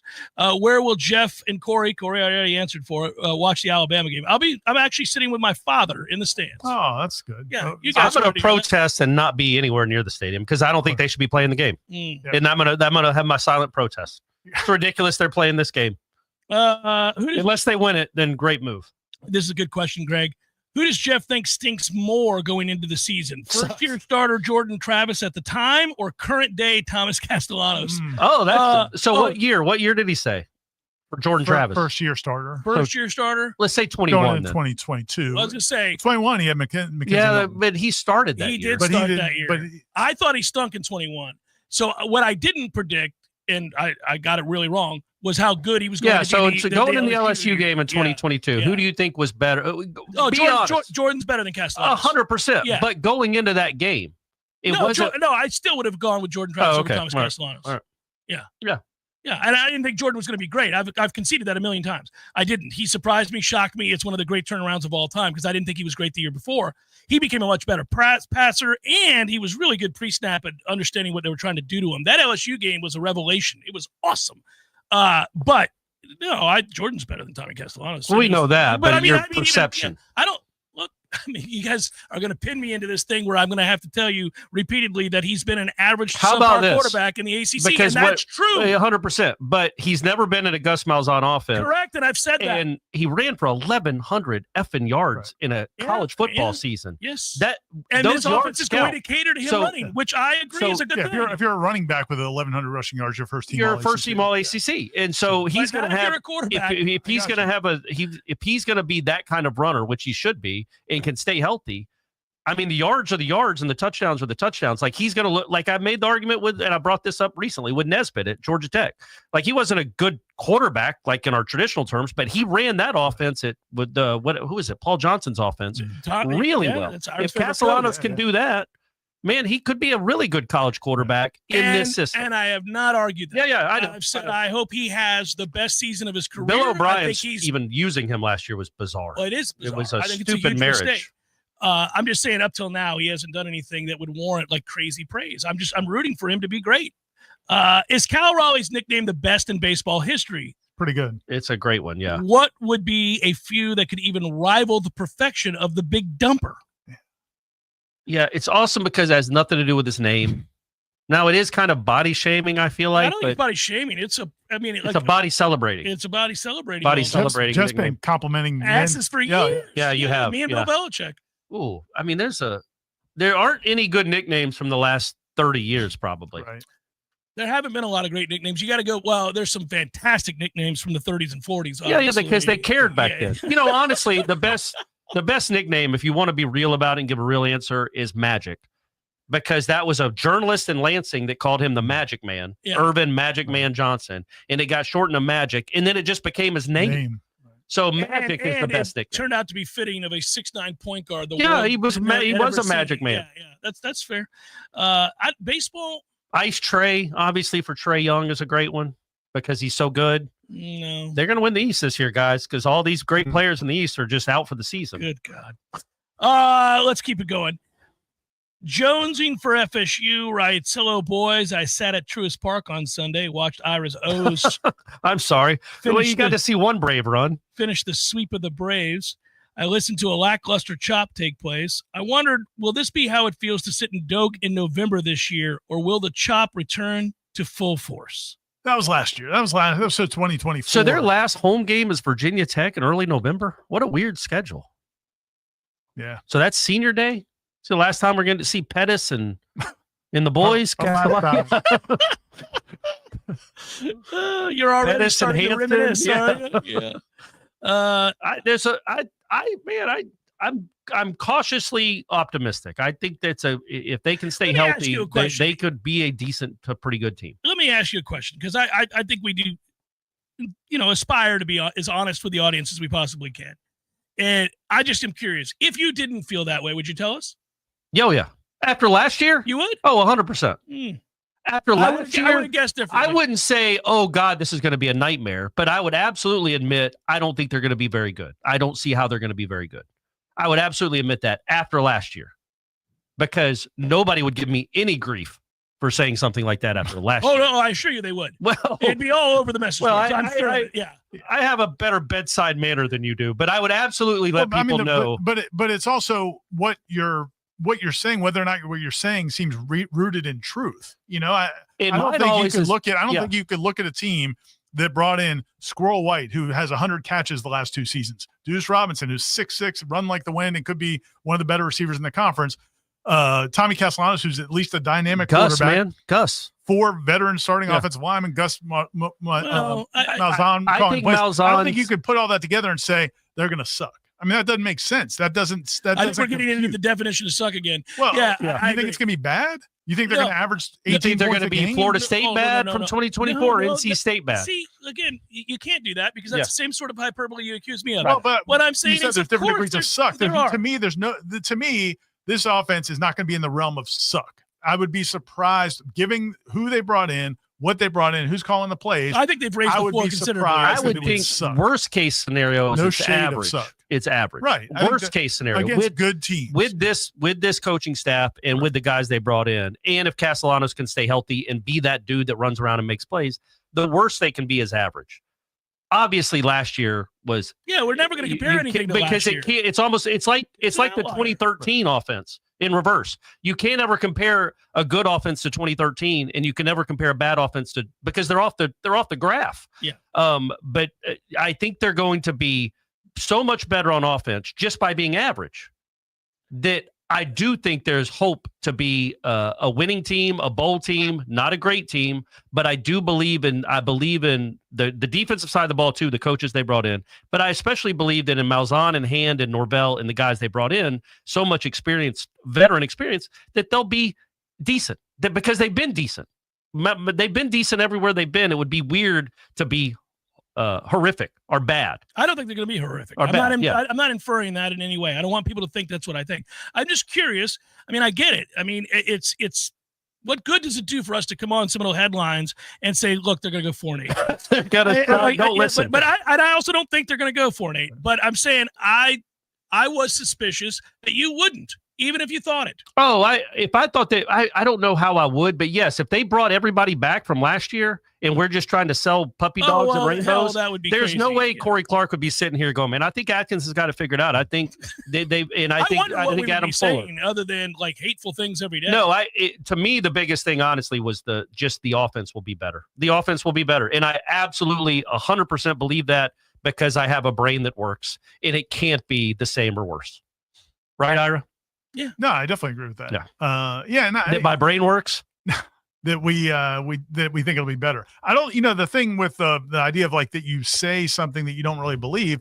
I mean, I'm optimistic by nature. We know that. That's kind of who I am. So I'm gonna. Not with me. You're never optimistic with me. Well, he's disgruntled with you. He's always disgruntled with me. That's a great I just have high expectations for you, Corey. You work with great people. Imagine the expectations they had for Larry Bird. Like when he'd go into a game. Oh yeah. I mean, so what do you do? Yeah. You got to expect the best. But no, I just think it's it would be weird if the last year, everything that could go wrong went wrong. Like in all the evaluations, you go into a preseason thinking, okay, maybe this is going to work out.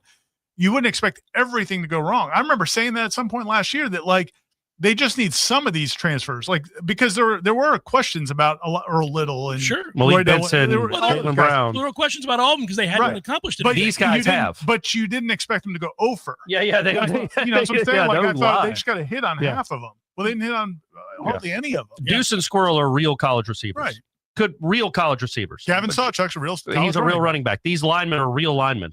They're not got backups that might be decent. They have actually proven they can play at this level. They are not proven stars, and they might not beat stars, but they're proven starters, which you didn't even have those last year. No, I agree with that. Yeah. I agree with that. It's an I uptick. think they're going to be much better than they were. But again, against the backdrop of last year, it's not saying much. So what I wrestle with is how much do we say, look, they're going to be, because I think you could come in and say, turn on the mic, they're going to be worlds better than they were a year ago. Yeah. All right, well, it's all relative. What does that mean?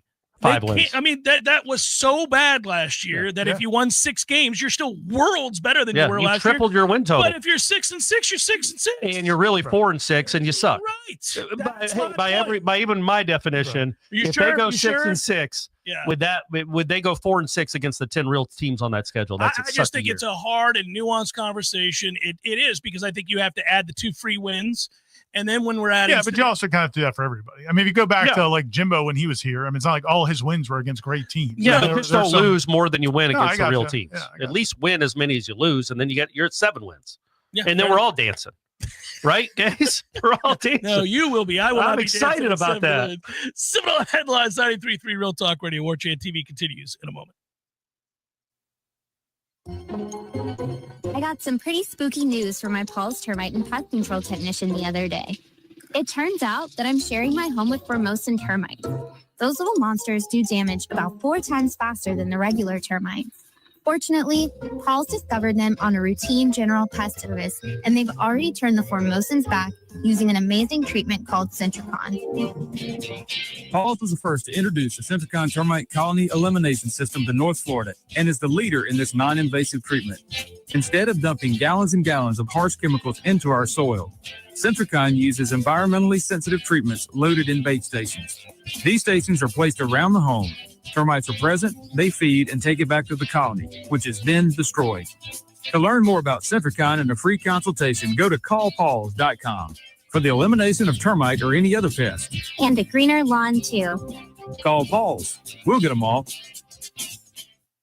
Games for Less, Tallahassee's largest selection of new and used games, as well as new and used consoles like Nintendo, Super Nintendo, Atari 2600, PS4, and PS5. You name it. Locally owned and operated since 1994, trade-ins are not only welcome, but Games for Less pays more for your trade-ins than the big chain stores. That's not all. Games for Less now buys and sells new and used vinyl records to boot. George loves the Beatles, by the way. Reserve all the new releases today at Games for Less, conveniently located in the Walmart Supercenter Plaza on Appalachian Parkway. Is your lunch break feeling a little bland? Escape the ordinary with a visit to Café de Martín. Whether it's a fresh ceviche or a steaming plate of arroz con pollo, our Peruvian flavors turn any lunch hour into a culinary adventure. Fast, flavorful, and always unforgettable. Café de Martín is your new go-to for lunch. Visit the menu online at cafedemartin.com. Budget Blinds at Tallahassee is your local window covering experts. They do it all: blinds, shades, drapery, shutters, even home automation. And they'll be there with you from the design to the measuring to the installation. Budget Blinds is with you every step of the way. Hello, I'm Gary, the local owner of Budget Blinds at Tallahassee. Let us help you with your unique window treatment needs. Call us at 668-4835 for a free in-home consultation or find us online at budgetblinds.com/Tallahassee. Hey, this is for my homeowner friends out there. You know who you are. When you get your grass cut, you're going to inspect the work, make sure it's good. Get your house painted, check around every corner and edge, make sure that's done right. Get a new roof, get eyes on those shimmering new shingles. Get your septic tank cleaned. Bet you're not popping your head down in there to take a look around. You got to trust it's done right. I'll make it easy. Go see my friend Greg Miller Septic. They're my guys. I trust them, and you can too. MillerSeptic.com. That's it. That's the commercial. That's the whole thing. Check them out. That's MillerSeptic.com. Hey, it's me, your car. That crack on your windshield, yeah, it's not a good look. People are starting to stare. Don't let your car be embarrassed. Call Seminole Auto Glass for fast, professional auto glass replacement. We'll fix chips, cracks, and your shattered pride. Please, for both of us. Call 850-539-4527 or visit SeminoleAutoglass.com today. Seminole Auto Glass, saving cars And their egos. one windshield at a time. Better call Seminole. Life is stressful. Dinner shouldn't be. That motto is why Register Sausage has been doing business in the Florida Panhandle and Lower Alabama for over 75 years. A proud sponsor of Seminole Headlines, Register Sausage always provides the best Southern smoked sausage to over 140 grocery stores and restaurants throughout the Southeast. Headliners have discovered the Register's difference. You can too. To find a store that carries Registers near you or to buy directly, head to registermeats.com. That's registermeats.com. Register Sausage. Yay, sausage! Seminole Headlines returns now. Head to YouTube and search for Warchant TV today to catch the show live or on demand. Now, here's Jeff Cameron, Ira Schofel, and Corey Clark. Rolling on, boys. Corey, when did you send out the notice? I think pretty early last reasonable, night. Like reasonable 10 hour. p.m., I Reasonable? think. 10:30, something like that, yeah. With the way the rules of the game favor offense so much, is it acceptable for a college quarterback to throw for less than 2,000 yards? I mean, not unless you're like Army or Navy. Or if your team runs for 3,000 yards in a season, then or 4,000 yards, then yeah. It's system related, pace related as well. But yeah, man, the rules are. This is true in the pros and in college. Some of the numbers have been skewed over the years now with quarterbacks. First of all, you see a lot of NFL quarterbacks playing into their 40s. That never happened. Yeah, because they don't get touched. You can't touch them. Yeah, and they're gonna amass huge quantities of yards, and you're gonna go, oh, look, he's number 3 on the all-time list. Kirk Cousins, Hall of Famer, baby. And you're gonna be like, he wasn't any good. Kirk Cousins, Matt Ryan, Hall of it's Famer. By the way, I'm excited that Netflix, the quarterback series, dropped today, and Kirk Cousins is a part of it again, which means that they've had 2 of those shows. Both times they featured an Atlanta Falcon. One was Marcus Mariota, who quit the team that year with 4 games left, and the other one was Cousins, who got benched with 4 games left. And so the Falcons keep letting them do it. And as usual, Cousins was a bitch and complained about the Penix draft. In this About the what? In the Penix draft. Oh, wow. In this first episode, he's like, oh, yeah. Well, look, man, you signed a $100 million guaranteed contract. Stop crying. Just go compete for the job. Also, it would have been nice if you're going to sign a quarterback to that big contract. Not to do that? Maybe go get a guy that can play with the quarterback. Yeah, perhaps. Maybe draft somebody at 7. But I'll tell you what people don't want to hear. The guy who's guaranteed $100 million crying about the fact that they drafted a quarterback. That's what they don't want to hear. Gentlemen, Corey Simon days away. Oh, if FSU goes 12-1, has a college football playoff spot and potential number 6 recruiting class, and a Texas school offers Coach Mike Norvell a crazy deal, what would or should FSU do? Well, first of all, so is that now people are trying to get him out one way or the other. He's so good, we want him to leave, or he's so bad he has to leave. Well, he's created a scenario that was in the ether a couple of years ago, if you remember. There was the thought that if Sarkisian didn't have a big season in Texas and Mike was coming off the big year, that could happen. But, look, man, it's not going to happen. No, I think now listen, if they had that scenario played out in whatever world you're living in, that scenario played out, the one that which you're on acid, Jimmy Sexton 100% will try to get more money out of Florida State in more years and more. I mean, 100%. Get that $4.5 million back at least. Mike Norvell needs to make sure that he gets him in line. Says, no, dude, we're not doing that.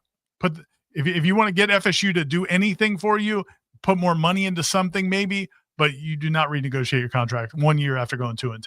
I will say, then 2 years after going 13-0 and then 12-1, he's like, guys, I'm the best there is. I will tell you, and this, of course, isn't going to happen.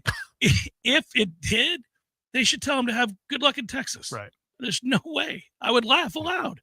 Tom, how much better would FSU? This is from Tom. How much better would FSU's recruiting be if players weren't forced to sign problematic, not normal contracts with aggressive language? That story's just bizarre to me. And again, we haven't really done much on it because I don't know how to compare to what other people are doing. Like, I don't have access to all of these contracts from all these different schools. And I think it's a fluid process. But my feeling is, to that point, I think he's touching on the point. Like, if Florida State's contracts are that much worse than everybody else's, then they're just not gonna be able to sign anybody. So I don't think that's. Wouldn't you think it's kind of the industry standard? Would Florida State be that far afield? There isn't one, but I think they'll end up working towards one. No, but I'm saying like Florida State's contracts, are they that far afield from what other people are doing? That's what this agent is saying, or a couple of agents are saying. But again, who knows? We don't have access to all these contracts. But again, my point is, if Florida State can't sign the guys they want to sign because the contracts aren't, they're going to change the contracts. Yes, yeah. They're not going to just be like, this is the Florida State way. Too bad. Deal with it. We're going to sign some 2-stars. Which offensive player on the roster projects best for a strong NFL future? Well, honestly, this is kind of interesting. We can go on both sides of the ball if you want. It makes it a little bit easier.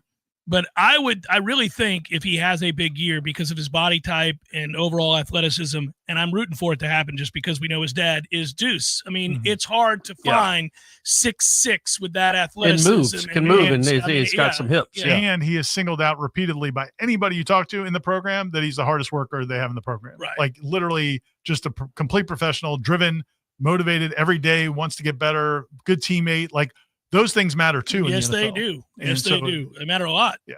Because everybody in the NFL is talented. Yeah. Immensely talented. Yeah, no, I think that's a good choice for sure. I think I think some of these DBs definitely have that potential. Darrell Jackson, certainly the physical tools. Micah Pettis, the physical. I mean, when Micah Pettis walks in, we'll see how he plays. Yeah. But when he walks into it, that's what an NFL offensive tackle looks like. He has to have a big year. It's a money year. Darrell has to have a big year. It's a money year. You hope they play that way. Hair on fire. Focused, locked in. The concern with Pettis, and he may end up having a great year. I was glad they got him. Is that Ole Miss didn't fight to keep him, and he has had a problem staying in shape. So if he puts it all together and gets the best out of what he has, you're right. He's a physical freak. It's odd though, because like he was there, at least according to Pro Football Focus, and we know we take those numbers with a grain of salt, but he was their best lineman last year. He played the most snaps and had the highest grade. And he's played 2,200 snaps in 3 seasons. Right. That's why he was a big part of that offensive line. They kept running him out there. One of the reasons I feel better about him missing the spring, because some people are concerned because he wasn't really available much in the spring. They're like, oh, is he one of those guys that's just not going to put in the time or the effort? Yeah, man, but he played almost every snap in games. Started 29 games the last 3 years. So I think he'll be there when the season starts. I think the challenge for a guy like that, and I don't know Micah Pettis, but my guess is, just from things you hear, is you look at him physically and you say, oh my gosh, you could be a Pro Bowler. And then so if he doesn't attack every workout the way you think he should, then you're like, oh man, you're not giving us what you want. Well, it's like, listen, man, that guy may not be what you want him to be because of his raw ability, but he may be way better than anything else you could have. So that's he's way better than Florida State would have had at right tackle this year if they didn't get him. And better than what they've had the last couple of years. I would also, I think the most, to your point, Ira, and this is the most frustrating aspect, and we probably pour some of our own emotion into this when assessing it, but it is also a fair criticism. You can't look like Darrell Jackson and not produce. Mm-hmm. You come on, man. You are a freak of nature in a way that we rarely see. He is an NFL defensive tackle in every sense of the word. He's got good feet. He can bend. He's massive. He takes over drills sometimes, and then days you don't even know he's there. If he decides to go to war on his body and his mindset in these games, he will go in the first round. Mm-hmm. He will be that, but maybe he doesn't want it. Who knows? It's hard. Bob writes, Kennan got an FSU tattoo. How many wins do the Noles have to get this year for Corey to get a Sweet Pea tattoo? Is it a challenge? 19. Undefeatable. Yeah. If 19, and then I'll do it. No chance. Darren wants to know if last year's FSU team opened up with this year's Alabama team, what would your prediction have been? Obviously not knowing the horrors of the season to come. Oh, I definitely would have predicted a loss. Well, I think we all would have. Yeah. What's the question exactly? If last year's game in Ireland was against this Alabama team. Gotcha. Yeah. We would. I mean, I thought that game was losable. I never thought that was a guarantee. The spread was like 11. It wasn't 30. Right. Like it was always going to be it was always a game they could lose, especially the matchup. But they had so many veterans back, and their offensive line's good. A veteran their quarterback was better than yours. Yeah. We didn't maybe know that at the time, but we found out pretty quickly that he was. Well, I mean, he could move and run. I think we take this year's team against Alabama, and I've right now as we sit here today, I would take Alabama to beat Florida State. Would you? Yes. Okay. Yeah.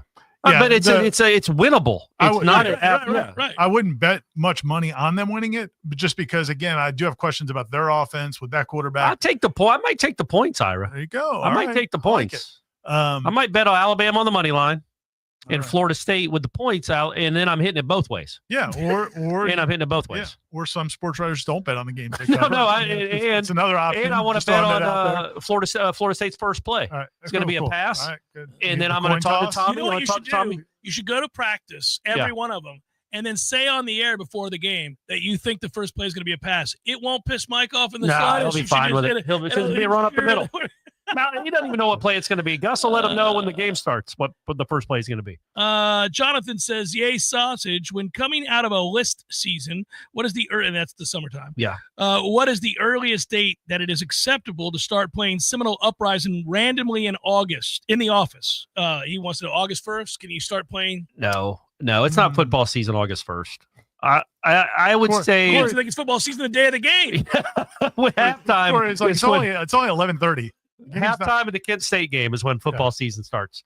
I would say the Monday of the game. Monday of the game? The Monday before the game. I like the spirit, though. I do too. Seminole Uprising in the office is I'm sure it ingratiates you with your Gator But fans. if you're asking about Seminole Wind, well, that's year round. If it's all Noles in your office, if you work in Tallahassee and it's all Noles, you can do it all the time. Yeah. There's no downtime for that. But if it's mixed company, if you got some Gators in there, you're going to wait till game week. Alan asks, what's more likely, 2-10 or 10-2? 10-2. 10-2. 10-2 is more likely. 10-2 is more likely. Neither are going to happen. Good grief. Somewhere in the middle. What, if they go 2-10 again? Grief. I mean, can you imagine? I mean, no. That's not good for our business, boys. It's also just not good to even think about it. It's not good for our mental health. Well, you would have great clarification.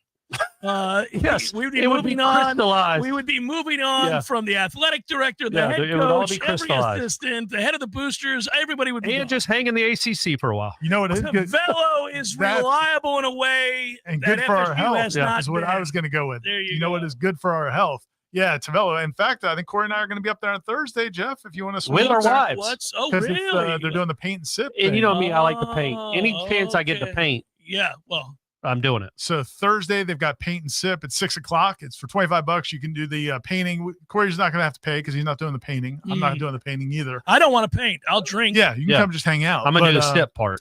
But yeah, they have that Tuesday, and then they've Thursday, you do it, Thursday, or right? Thursday, excuse me. Get And it then if together, Ira. Sorry, come on, man. It's only written here. And if you do it, you also get part of it is you get a BOGO drink. Your first drink, you get a free drink afterwards as well. But tonight is trivia night on a Tuesday. Forget about they it. got trivia tonight, and they've got people selling or providing charcuterie up during that as well. Yeah. And then on Saturday they've got live music from 5 to 8 p.m. They also have the charcuterie there as well, and they're going to have some other items for sale, I guess is what you would say. Some different trinkets. The company's Grazing Craves is bringing in handmade soaps, lotions. We're appealing to all people here, Clearly. not just the I bar. mean, for we the don't dudes. have to start naming every company that's associated with this, man. But yeah. So tonight is the trivia Thursday, and the cool thing about the trivia I've heard is they get it done by like 8. You're done. Oh, You're in and out. Oh, yeah. Starts at 6:30. That'd be good done for by Jeff, 8. so he can be in bed by 9. That's And true. then the painting is at 9:30-ish. 6, and so yeah, we'll be up there. Hopefully you can make it. Maurice, I have a question for you since you're watching this. I'm sure of it. Are you uncomfortable if on the air tomorrow I mentioned that I'm really excited about the lotion? Yeah. From lotion. what was the Lotion. company, Ira? Yeah. Grazing Craves. Yeah. Yep. Perfect. So I was trying to gloss over it, and then I'm you headed up asked there. me. So I I'm headed up there to get a beer, and of course I need that lotion. And I need some soap. I need that some hand soap. Let's go. if you go to Tavello's Facebook page, you'll have all the information accurately. Perfect. Let's get one more in here. Hey guys, it's from Casey. With such a stacked running back room and tight end room, Slow down. do you guys think we'll see more two tight end sets or 2 running back sets this season? Let's say stacked as in they have a lot of bodies, but we don't know that they're stacked. Stacked. I'm going with tight ends. What, 2 tight end sets? Mm-hmm. Yeah. Yeah, I think Pittman and Thomas are going to play a lot together. Because they'll move. Yeah, I think they're going to move. And around. Pittman, man, he's only a junior. He's a true junior. He's a good player. He was good enough as a freshman to catch like 20 passes and a good offense. Mm-hmm. And then he did it again. He had like I guess I didn't realize till I was writing the top 40 thing that and that's actually been a big help. Like, Yeah, man. Introducing me to these players again. Man, he's had a nice couple years. He also had a good camp. Yeah, and he's been really productive. He was fruitful in spring. But I thought he was like a redshirt junior or a senior. But no, man, this is his third year of college football. He could be a real good player. He could be a really nice player. I thought it was a good get. Seminole Headlines 93.3 Real Talk Radio, Warchant TV. This is meteorologist Paul Trombley with your Real Talk 93.3 weather update. Chance of thunderstorms this afternoon. Otherwise, cloudy skies expected. High temperatures reach up to 92. Southwest winds 5 to 10 miles per hour. Slight chance for storms tonight. Lows level off around 75. Overcast skies. Thunderstorms likely again tomorrow. 92. This report is brought to you by the Lawn Johns. For all your landscaping and lawn care needs, visit thelawnjohns.com. Right now, 92. Did you know that the survivability of a metal roof far exceeds that of a traditional shingle roof? At Metal Roofing Sales of Tallahassee, we have a brand new state-of-the-art roll former that produces the highest quality Versa panel, PVR, and standing seam options. And we will guarantee to match or beat any local competitor's pricing. We're a family-owned business ready to offer you the very best sales and installation service in the area. And don't forget about our veterans and first responders discounts. Call Metal Roofing Sales today at 850-536-9123 or online at metalroofing.sales.net. This is Thomas Dickens from the Law Office of Marie Maddox. I'm a combat veteran and a former JAG. I've fought for our country, and now I fight to get you your back wages. If your boss has ever shorted your paycheck or withheld your overtime, you need to call me now. 850-383-4800. 850-383-4800. Or find us online at maddoxlaw.com. Offices in Tallahassee. Let me tell you, as a homeowner, I used to dread every rainstorm. Water would flow around the outside of my home, my yard, and the gutters would clog and overflow. I'd have to make sure I had buckets and duct tape ready every time. Then I called New Vision Gutters, and I can see the difference. Now I sleep through the storms. No puddles, no leaks, no clogs, no stress. If you've got water problems, trust me, call the pros at New Vision Gutters, where they take pride and passion in protecting your most valuable possessions. It's the MVP treatment and the best call I ever made. Some men follow the crowd. Others take the long way, the wayward way. At thewaywardgent.com, we've curated the gear, gadgets, and grit every respectable man needs, from the fairway to the fire pit. We've identified the top-rated Amazon finds, so you don't have to. No fluff, just the good stuff. Visit thewaywardgent.com for the man who's not afraid to live a little off course. Thewaywardgent.com. Life is stressful. Dinner shouldn't be. That motto is why Register Sausage has been doing business in the Florida Panhandle and Lower Alabama for over 75 years. A proud sponsor of Seminole Headlines, Register Sausage always provides the best Southern smoked sausage to over 140 grocery stores and restaurants throughout the Southeast. Headliners have discovered the Register's difference. You can too. To find a store that carries Registers near you or to buy directly, head to registermeats.com. That's registermeats.com. Register Sausage. Yay, sausage! Seminole Headlines returns now. Head to YouTube and search for Warchant TV today to catch the show live or on demand. Now, here's Jeff Cameron, Ira Schofel, and Corey Clark.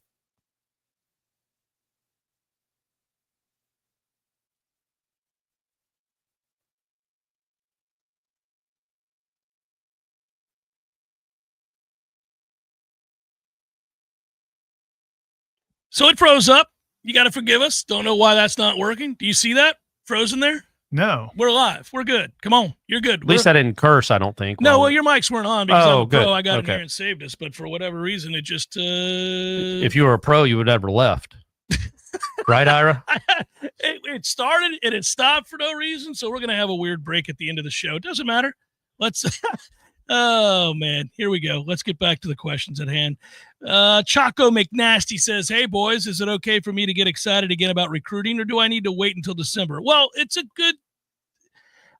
It's a fair point, though, because it's like, people are like, well, I don't care. Wake me up when they sign. It's like, okay, are you just going to care that day? Like, that day you're going to be like, all right, we got all these guys I don't know anything about because I haven't been paying attention the whole time. I mean, I get that you don't have to celebrate recruiting or enjoy it the way it is, but I do think, it's nothing wrong with paying attention to it. You can also appreciate what they're doing in the moment, which is they're doing really well in the moment. There's a lot to go, so we're always going to qualify everything, but in the moment they're putting together a really nice class, especially off the debacle. I feel sorry for the people that, and I don't say this, condescendingly at all. Just because it was never my cup of tea didn't mean I didn't recognize what it meant to the sport. If you're a recruit, Nick, and you loved it and it was a huge aspect of what you liked about college football, it created the larger sense of what it was. You hate what's happened in the recruiting world. No it doubt. Sucks. I always got great joy. I used to make fun of Rick Ballou back in the day. When I got to know him when I first started in radio, he loved recruiting in a way that's unhealthy for a grown man. And I used to tease him about it all the time, and he would laugh. He'd go like, yeah, I know. In my childhood, I loved it. We would follow it. Even up north, I was like, you did in Boston? And, make fun of it. But there were people like that, and I loved that there were, because I could go to them and say, hey, who the hell is this kid? And they would, give you a laundry list of accomplishments and everything else. And I think there are probably far, far fewer of those people in the world today. Like recruiting, I mean, a big part of what Warchant does to succeed now is this multimedia venture, and it's the stories and the videos and the radio and all the other stuff. It's not that they don't care about recruiting, but it's just an aspect. When it started, it was centralized recruiting. It was recruiting. Rick would have Gene on his show. Yeah, I did too way back when I first started. It's definitely changed. But to your point, from like a fan standpoint, I think it's definitely different. And I mean, Corey used to pay attention to recruiting really closely. Yeah. You guys wrote a book about it. We did. Yeah. You weren't necessarily a recruit, Nick, but you liked it. I did. Yeah. I was fired up. I would get on Warchant and update when like Antone Smith or somebody's making an announcement. That's the first one that came to mind, but I'd be excited about that kind of stuff. Well, and also they were prolific at it. Bobby, they were good at it, which made it a lot more enjoyable. I remember when Lilly, one time when I was so green, I didn't know anything I was doing. I was talking to John Lilly on the air, and I asked him specifically about a recruit and a name. You can't do that. And I was like, well, what about Larry Smith or whoever it was? He's like, well, I'm not permitted to talk Can you about do it that. now? I felt like a fool. Yeah. You still can't? You can pay him now, but you can't talk about it publicly. The only thing you can do is confirm you're recruiting them. That's the only thing that you can't say we like the way he fit. You can't say anything like that. Nope. But you can pay him whatever you want to pay him. Hey. All right.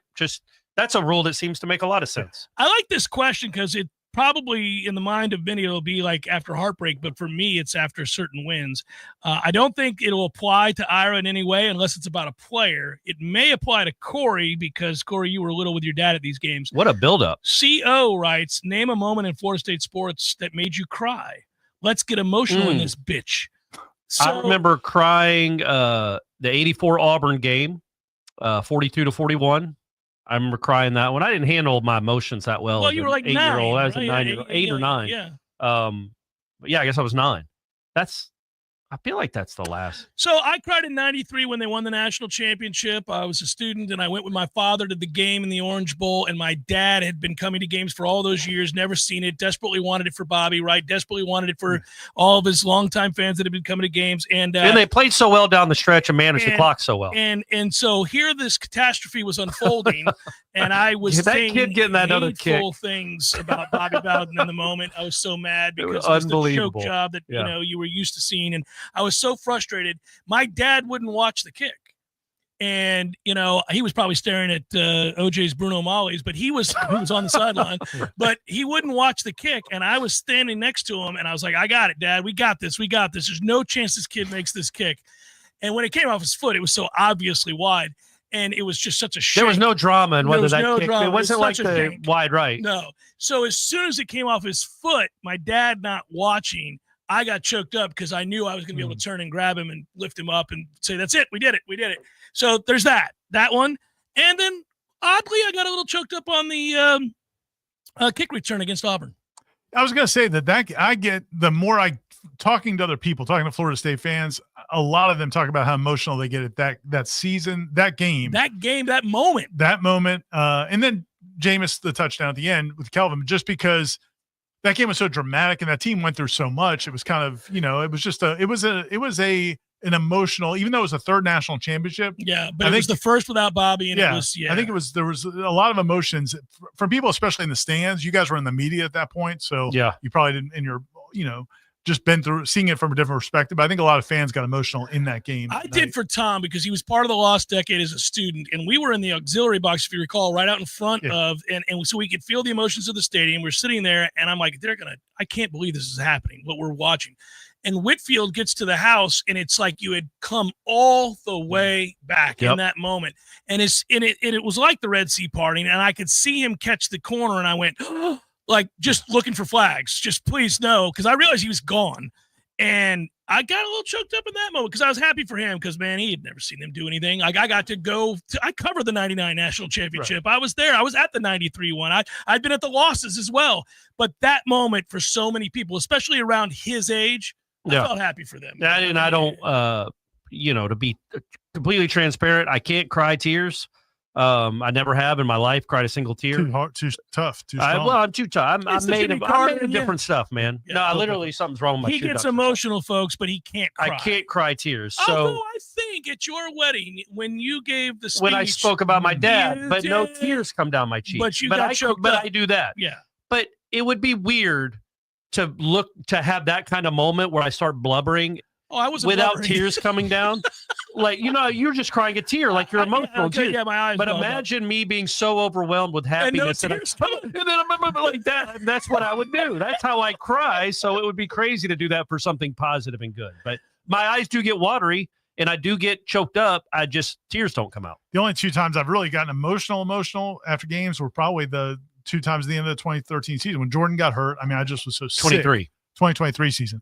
Just so sick for him and like with his career and knowing that what had happened, it was just like, I mean, I don't think I've ever been, I didn't cry, but I just like, that was awful. And then the snub, Aslan and I in the Waffle House, we pulled over at the Waffle House to watch the, you didn't get choked up. No, I just was so angry and emotional. I don't know if those are 2 of the most emotional moments I've had. I almost got emotional for Ham when he was cutting the nets. That was good. That was because good. Of the man that he is and how much he cared about those kids and having that moment. I was worried he wasn't going to have it, so that was cool. Yeah. If we only had known that they wouldn't. Yeah, that was good stuff. What do you think is more likely? Most games will be high-scoring shootouts, or games will be low-scoring defensive battles. Oh, I'm leaning towards high-scoring. I think that's the way they're going to win games. I don't. Like, they're going to have to score a lot of points, I feel like. I think so, too. I don't know if there'll be shootouts like 42-41. Right. But 31-26. Does that count as a shootout? I don't know. One of the reasons I bring that up is the modern game is pretty high scoring, even if you got a good defense. And then the other part of that is, this is not a knock to Florida man who asked the question on the defense. Tony White's not inheriting a lot. This is a lot to try to get turned around, and they don't have a ton of depth. So I do think even if they play well and they play hard and they're physical, they're still going to give up some plays. They're going to get worn down a little bit. I think they will. So I would go more towards. There weren't a lot of shootouts last year. It was more of just snipers. It was you're walking down the bridge and you just get sniped. In Vino Veritas, is it possible that Tommy got a sneak peek of the latest episode of The Climb before he gave that interview? That could be right. He's feeling himself. Blame it on Seminole Productions. Oh, that is funny. I'm going to tell you what we're going to do here. I totally shafted the Facebook. I thought he was about to cuss again. No, I totally shafted the Facebook crowd. Oh. I didn't even ask a single question from Facebook. Then why did you ask me when I uploaded it? I just was curious. I thought you were going to Facebook as you were asking. Here's what I will do. Can the 3 of us get together for that bonus thing? We'll do a bonus. Can we do a bonus one and we'll ask the Facebook questions? Oh, right now? No. Sorry. The show's over, buddy. We're not doing it now. Okay. But we will answer the Facebook. We will questions. reconvene. Do a little video. A little video. We'll Okay. put it on there. Sure. Yeah, Sure. we'll do that. Okay. Sure. At my earliest convenience. Sounds good. Okay. About an hour from now. No, I kid. Okay. But yeah, I got him going. No. I guess I do. All right. Anything this week we need to tell the folks about? We got the top 10, top 40 still going on. We got number 8 coming out today. We'll be probably to number 1, I guess, in a week from now. Yeah. And then we'll kind of down. We go one at a time. ACC. Then we're off to the ACC. We are off to see the Wizard. Good times. Say goodbye, Ira Corey. Peace. Talk to you next time. Be good, everybody. Bonus hour is up next. Stay tuned. And until next time, peace.